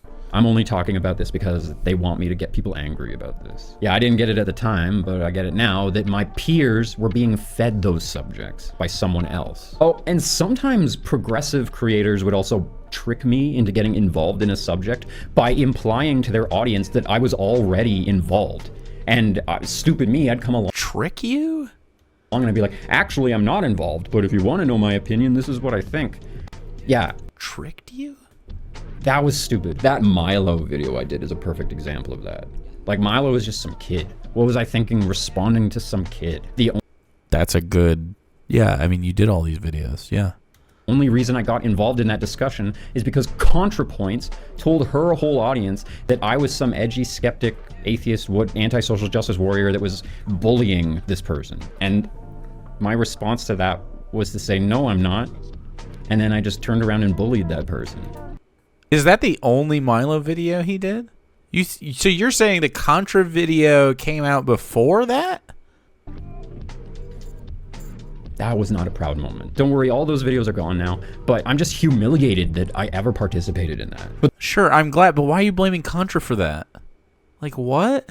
The point I'm making is that the reason that so many creators were making the exact same content back then was because they were all being fed those videos from the same sources. But that's... Who? Show the sources. The same pipelines were telling all the same creators to make subjects relevant. Show it. I just thought you should know about that so that you understand that that's a thing that happens here. But after I realized that I was not a good person and that I was not doing a good thing... Where's the dirt? And that I had let the algorithm and the bots trick What is me this into thinking video? that I was good just because I was getting a bunch of attention. I started to realize that, yeah, all the people around me are bad. A lot of the things happen Every person around you is a bad person. Man. Why is it always so extreme? I'm sure there was a couple of your peers that weren't fucking sickos. The people you were hanging out with. I realized that I was a villain that had been causing harm for years. I realized that I was feeding that very machine that I was complaining was dividing people. I was dividing people. So that's why I left that genre, and that's why I deleted all those videos. And I really hope that more YouTube creators realize that they're being used that exact same way. People across all social media platforms are being used that exact same way. YouTube is a lie. So one thing you need to understand is that YouTube used to be such a different platform back in the day. YouTube changed so slowly, they boiled the frog so slowly, that most of us didn't realize that the site had changed until it was too late. Like, for example, back in the day, you used to be able to customize your channel a little bit, make it a little bit more unique. That was fun. It changed very shortly after I began. That was cool. Kind of like you used to be able to do on all social media platforms. Used to be we couldn't do it this much when I started, but there was a little bit more. The whole internet used to be kind of different back then, though. It was a lot less aggressive, a lot less chaotic. It seemed like people respected each other more, and just people were coming to the platforms. I disagree that people respected each other more. There was just, the parlance hadn't become, we didn't have like as much internet speak, but that's not true. The internet has always been a fucking hellhole, dude. It's just like more common now. That's it. It's just more popular. With a completely different attitude. They wanted to have fun. They wanted to express themselves. They wanted to share their uniqueness. They wanted to show off their talent. And then somehow, within the period of maybe about 5 years... Why are you pretending that the internet was wholesome, the whole thing? Like, what a rewrite. for the kids at home, like, I saw dead bodies and shit. Like, you know, there's a lot. Pain Olympics was a thing. Rotten.com was a thing. Like, there was lots of fucked up shit. And that's just, like, normie fucking internet. That wasn't even the actual fucked up shit on the internet. Like, it gets bad out there, man.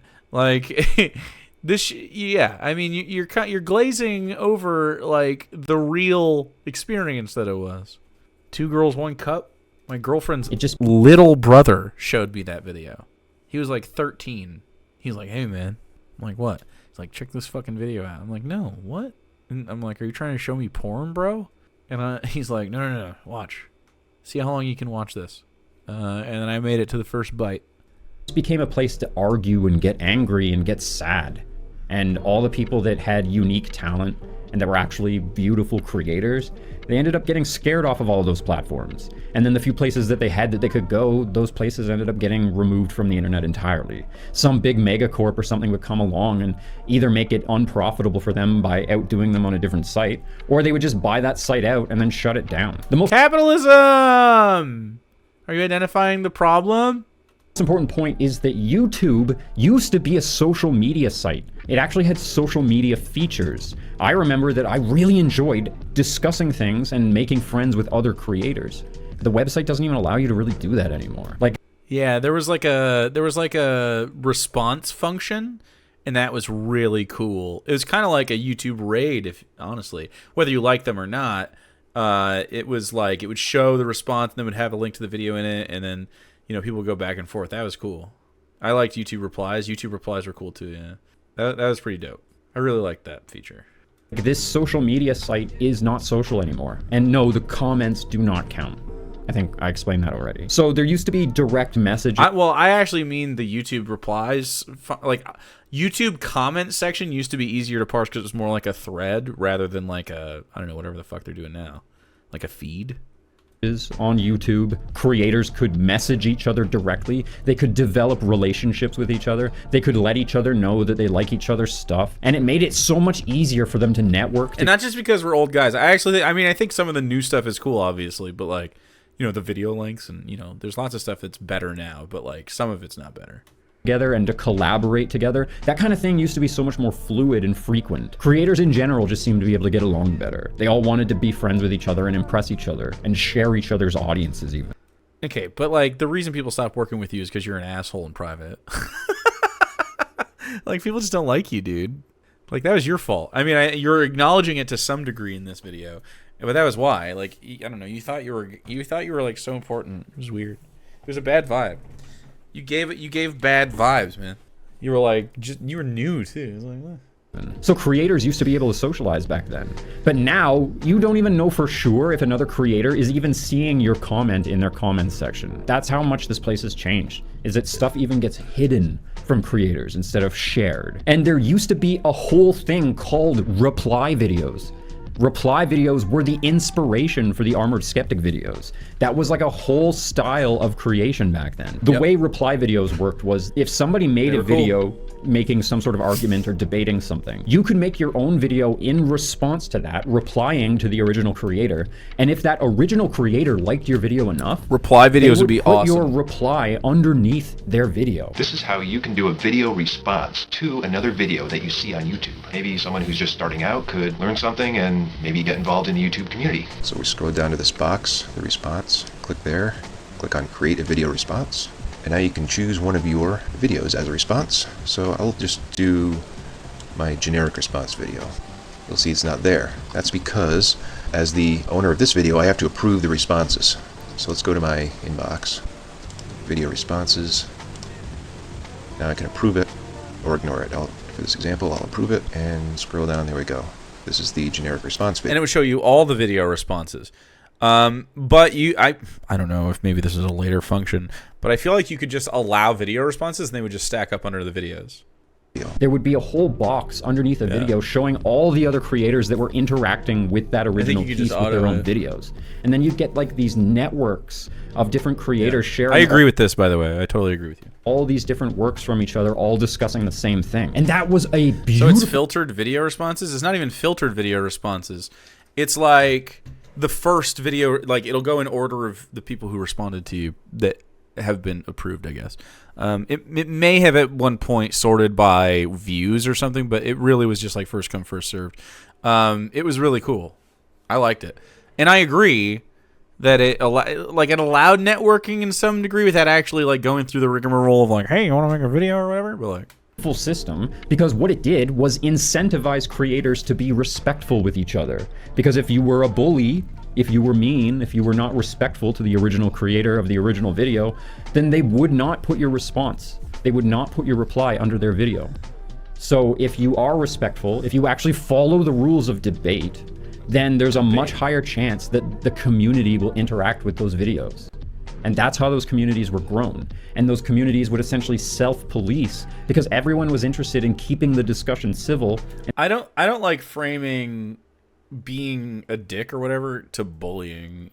It seems weird. And everyone was interested in making sure that nobody was just throwing around logical fallacies to push their point or to push their worldview. The entire community would, in theory, have access to the entire catalog of videos around that discussion, ensuring consistency and civility in that discussion.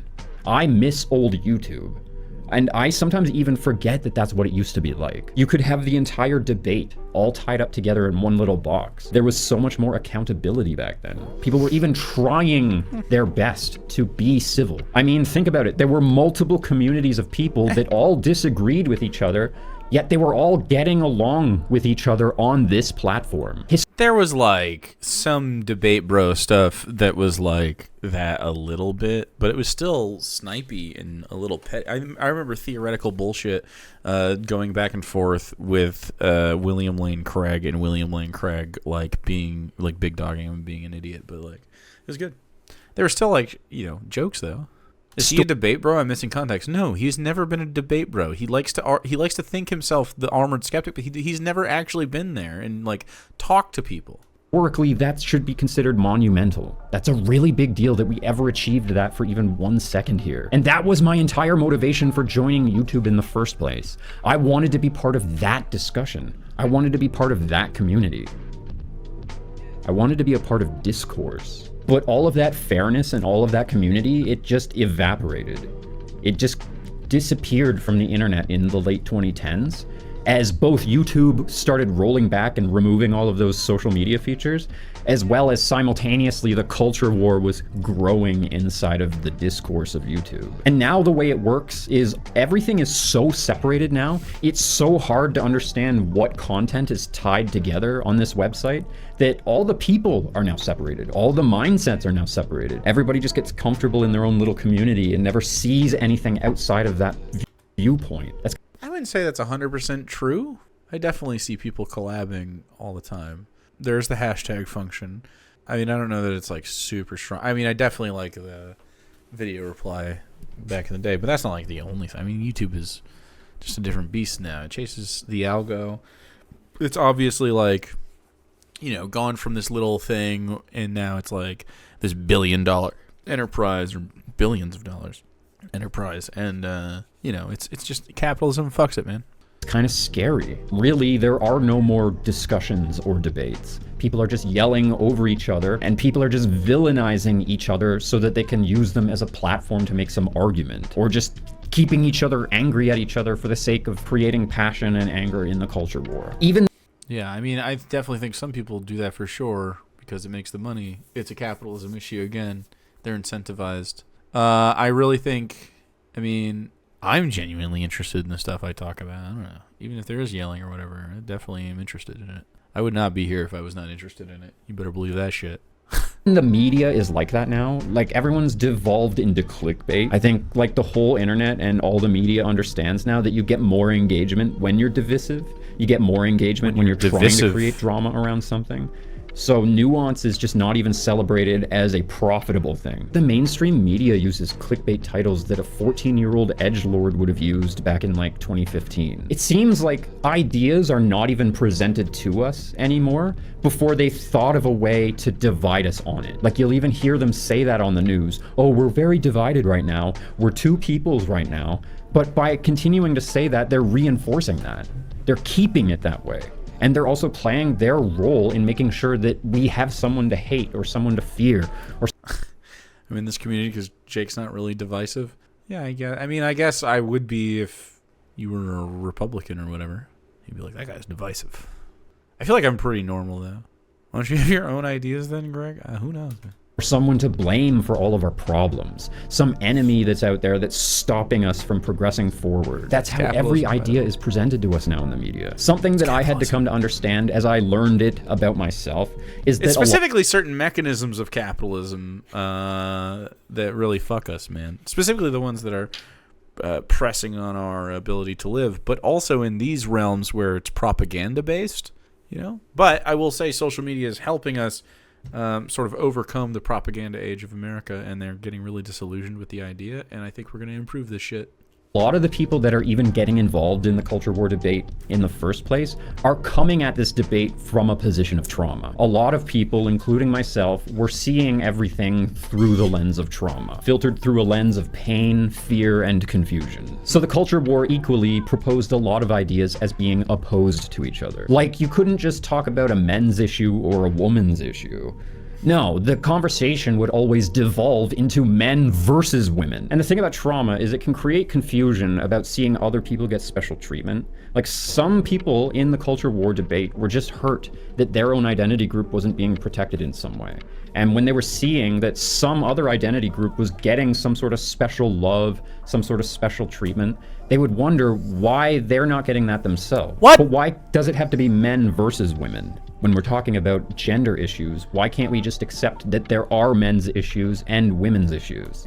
Yeah, man, we do. But what are men's issues, right? Like, a lot of men's issues are caused by men's issues, if you know what I'm saying. Usually men are the problem, you know? A lot of it has to do with the fact that we're fucked up. I mean, it's not like women don't have a problem, but I can't think of like a systemic thing that women do that oppress men. I can't think of it. So, like, huh? You're backwards on the conversation, brother. Well, divorce? And it's like men who had a traumatic life experience would see... what? Like what? Getting divorced? Women getting special treatment. And they'd say, I'm not getting that special treatment for my... What special treatment? What is the special treatment? You want the guy to buy you drinks at the bar? What do you want? What is the treatment that you require? My trauma. I'm not getting that special treatment for my life experience. I don't get a special thing for my problems, so... What special thing? They should not get a special thing either. And I see this with a lot of different issues as well, like poverty, for example. Okay. Everyone seems to understand that there's a poverty issue, but what's the poverty issue? Nobody wants the tide to raise all ships. They just want their own identity group to get helped out. Huh? Yeah, I guess when you're a leftist and you're like, maybe we should maybe everybody should have their survival needs met. You're like, that's not everybody. It's just a specific group or whatever. I even mean the Nazis. I think if you're some dumb fuck in the most Nazi part of the country, which is probably, I don't know, probably where it's very religious.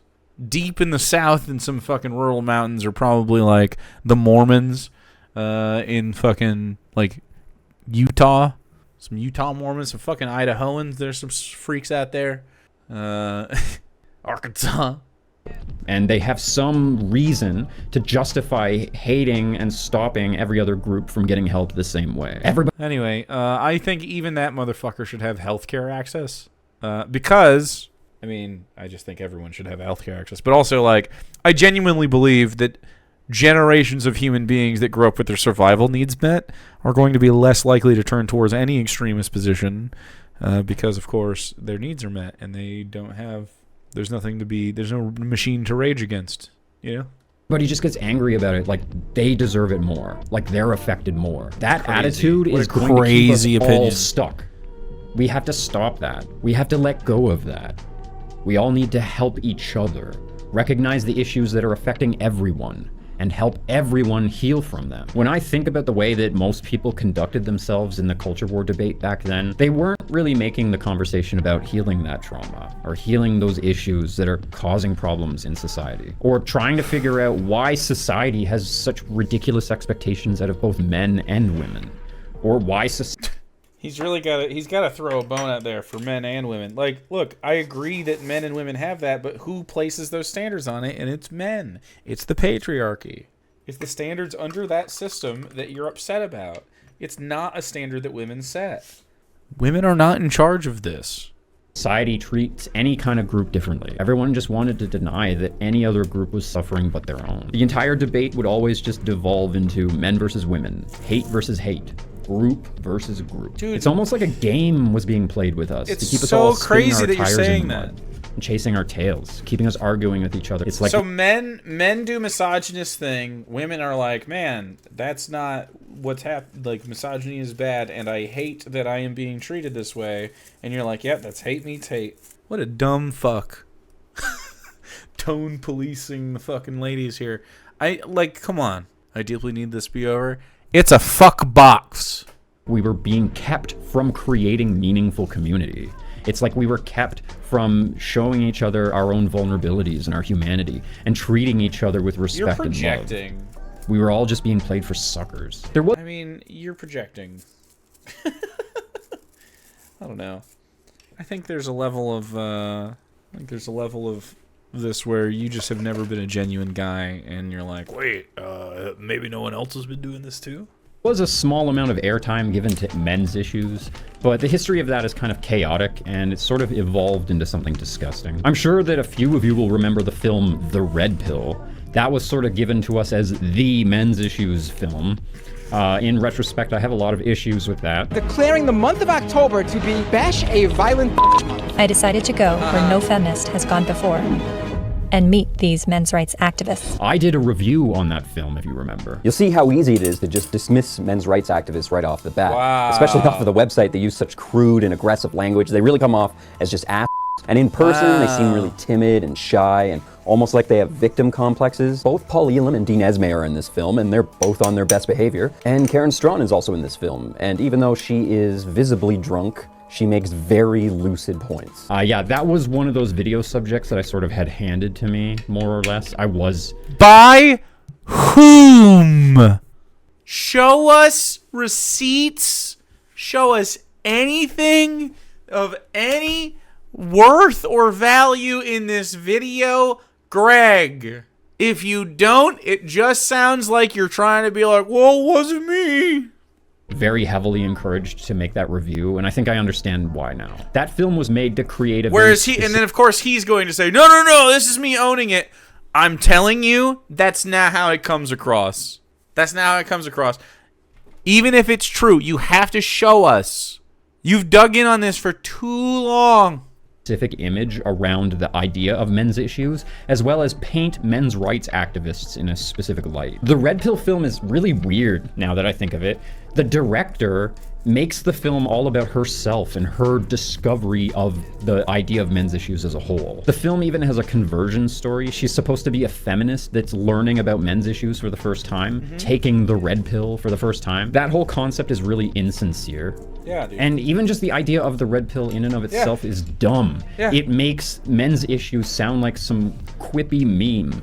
It doesn't actually make it sound like a serious problem. And even though the film does pay some... Because men's issues aren't a serious problem. Most of men's issues are just like issues that exist, and men are part of the people that experience the issue. You know? It's not like a men's issue, like poverty or whatever. Like... lip service to a handful of men's issues, it really only uses that as a framing device to focus on a handful of specific men's rights activists, as well as the director herself. The film is really more about the egos of those people and those individual personalities than it is about men's issues. It almost doesn't care about men's issues. It sort of just weaponizes the idea of people being ignorant about them. If you want a better film about men's issues, then I really strongly suggest you watch the film The Mask You Live In. Stop crying. Stop with the tears. Don't cry. Pick yourself up. Stop with the emotion. Don't be a nobody disrespect you. Be cool and be kind of a dick. Always keep your mouth shut. Nobody likes a tattletale. Bros come before hoes. Don't let you women run your life. You bitch. What the play. Do something. Be a man. Be a man. Grow some balls. That was made back in 2014. I didn't realize that a film about men's issues had already been created right when I began my career as the Armoured Skeptic in 2014. So that's toxic masculinity, by the way. Men's issues? That's toxic masculinity. Are you opposed to the feminist talking point about toxic masculinity or what? If I had known that that film existed back then, before I had made any of that social commentary, it would have really strongly changed the course of my content. Maybe. Is it a good movie? The mask you live in is also created by a feminist, except she doesn't put herself in the film at all. She makes the film genuinely about men's trauma and the unrealistic expectations that men experience from their families and from society. The toxic masculinity. This has been explained to you. Mask You Live In advocates for men's issues better than any other piece of media that I've ever seen in my life. And I can't believe that the men's rights community didn't spend more time championing this film and spreading the word. I kind of get the feeling that this film was buried. I kind of feel like this film was hidden from us. And I think that films like The Red Pill came out to sort of drown films like The Mask You Live In out. And the reason I believe that is because The Mask You Live In contradicts a lot of the narratives we heard around men's issues during the culture war. The Mask You Live In contradicts a lot of the attitudes that society has for men, and it contradicts a lot of the things discussed in the Red Pill film. When Cassie J says no feminist has ever done this before, I want to say that's a blatant lie, because the film The Mask You Live In was also produced and directed by a feminist, and it came out at least 3 years earlier in 2014. This could have been done in 2016 or whatever. Men's rights activists are not exactly the same thing as the people that are interviewed in The Mask You Live In. When Cassie says she's the first feminist to do this, and these are the first men's rights activists to be interviewed, she's not saying that to be truthful, she's saying that to impress an idea. This movie is trying to make it look like these are men's rights activists now. These are the only ones. This is the brand you're supposed to look at. Those were the guys in it. Sheesh. Quite a divorced crowd we have. Existence of a thing like men's rights activists completely changes the context of men's issues. It changes the context of men's issues from a discussion to a war. Now no longer can you bring up issues that are discussed in the from a discussion. Oh, okay. I thought it said what is rights. It just says what rights. To a war. Now no longer can you bring up issues that are discussed in The Mask You Live In without someone assuming that you're some militant men's rights activist. Essentially, though, the problem is that in a capitalist society, it's more profitable for capitalism if men are set on this impossible. Which film? This film was made by Gavin Newsom's wife. The Mask You Live In or the fucking other one? The Red Pill. Task to keep grinding and earning and supporting, and it's not beneficial for capitalism. Gavin Newsom's wife made The Mask You Live In? Is it a good movie still? What the fuck?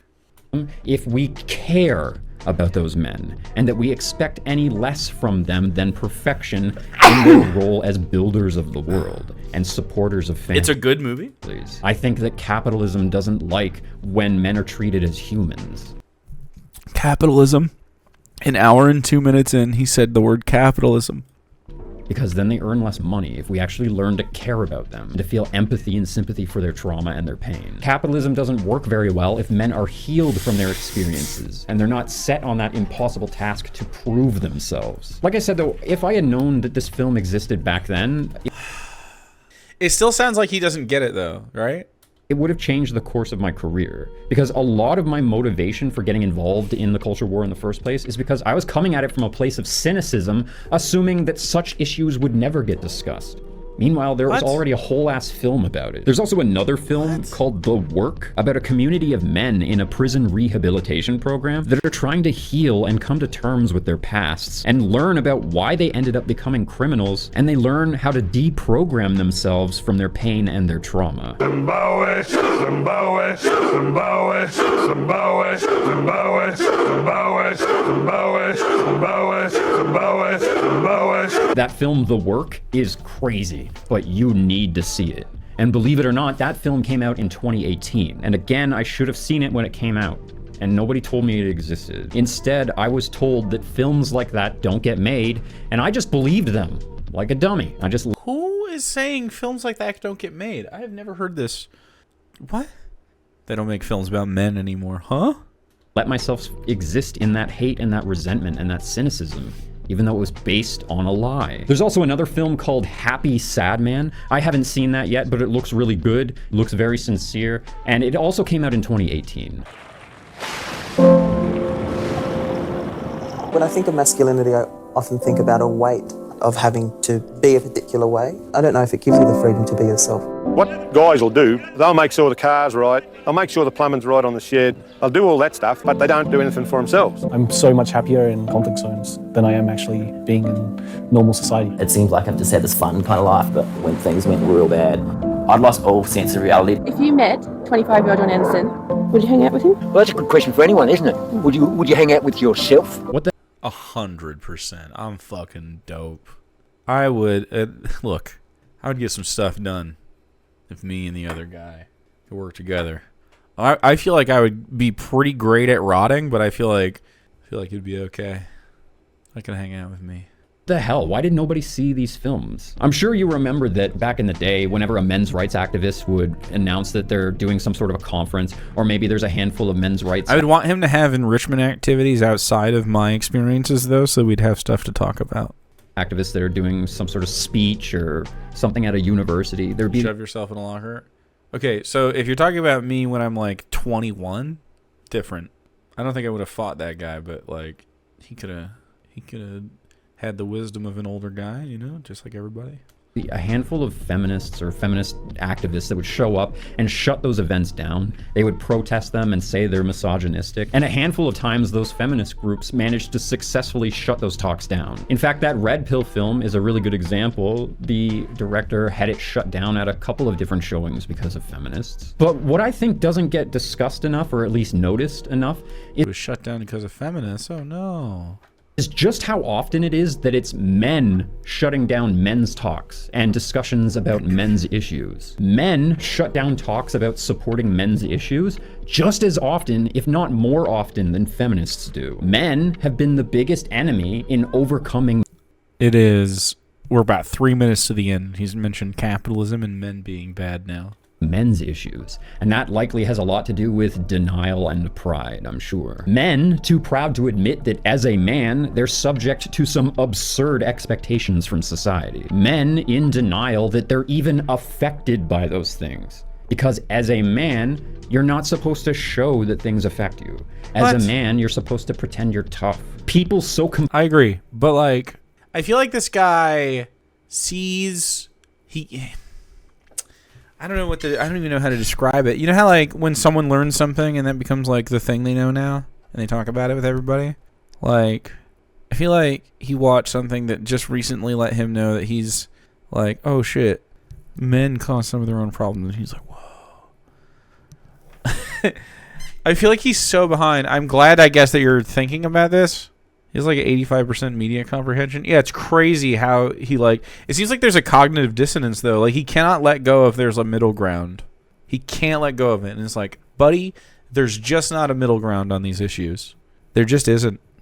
I would love if we were having middle ground conversations. You can have middle ground with other leftists. That's a thing we do. We disagree with each other all the time. But I mean, like, leftists are just correct. Society should be for the betterment of society. Like, the point of it should be to enrich everybody. That's what the thing is. Complacent with you know, instead it's got these stupid fucking trappings. This lives in Christianity, by the way, a lot of it. Abuse and trauma that they've experienced, that they justify it as a necessity to be accepted as their identity group. That's another attitude that's going to keep us stuck. That's another attitude that we have to let go of. What I'm saying is certain men see it as a rite of passage to have to endure certain types of bullshit. Some men see it as a rite of passage to be treated specific ways, to grind specific ways, to have to go through specific trials and tribulations. And that's bullshit. For example, there was a group of feminists that tried to open up a men's shelter, a place where men could go to escape whatever abusive situation they were in. Based. Super based. To test yourself! To know the glories of combat! The glories of combat! Thank you. And do you know who shut down that idea? Men. Yeah. Men came along and said, no thank you, men don't need help. Like, what the fuck even is that? That's pride and denial. That's just pure arrogance. To think, well, I survived my shit, so someone else that went through something else doesn't need help with his. He should have to endure that and learn to get over it because I did. Toxic masculinity. Live in a sick society. Everyone is suffering from the illogical abuse these systems and institutions inflict on us. Our goal should be to fix everything so that everyone can grow up in a healthy, secure society. Everyone deserves to live in a healthy, safe environment. Everyone deserves to be seen for who they are and accepted as a human. Everyone deserves empathy and love. And the people who are stopping us from achieving that are people who believe that their pain justifies someone else's suffering. Their pain justifies dismissing another human being's experience. Selfish people believe that because they had to suffer, other people should have to suffer too. Fuck that.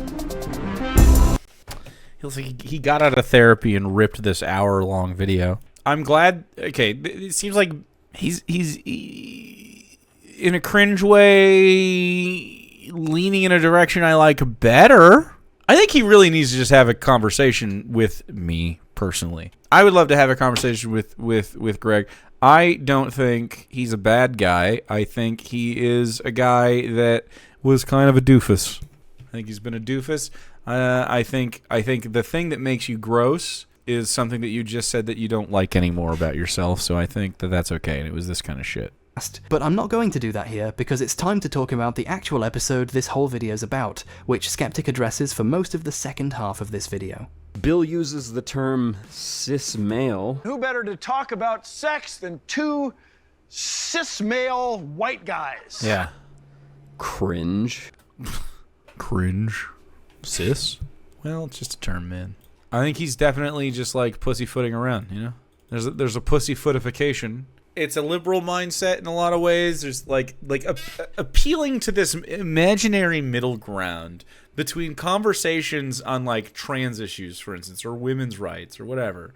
Like, these aren't middle ground issues. They're not. Matt Walsh doesn't have a fucking reasonable response to the question about what like trans people are or what women are. What, you know, he's just a psycho. He's just mad, and that's what a lot of them are.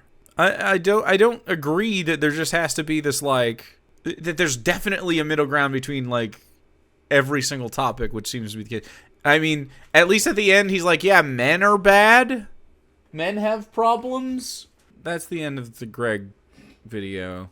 I would love to talk to Greg about this whole thing. I don't know if he ever will, but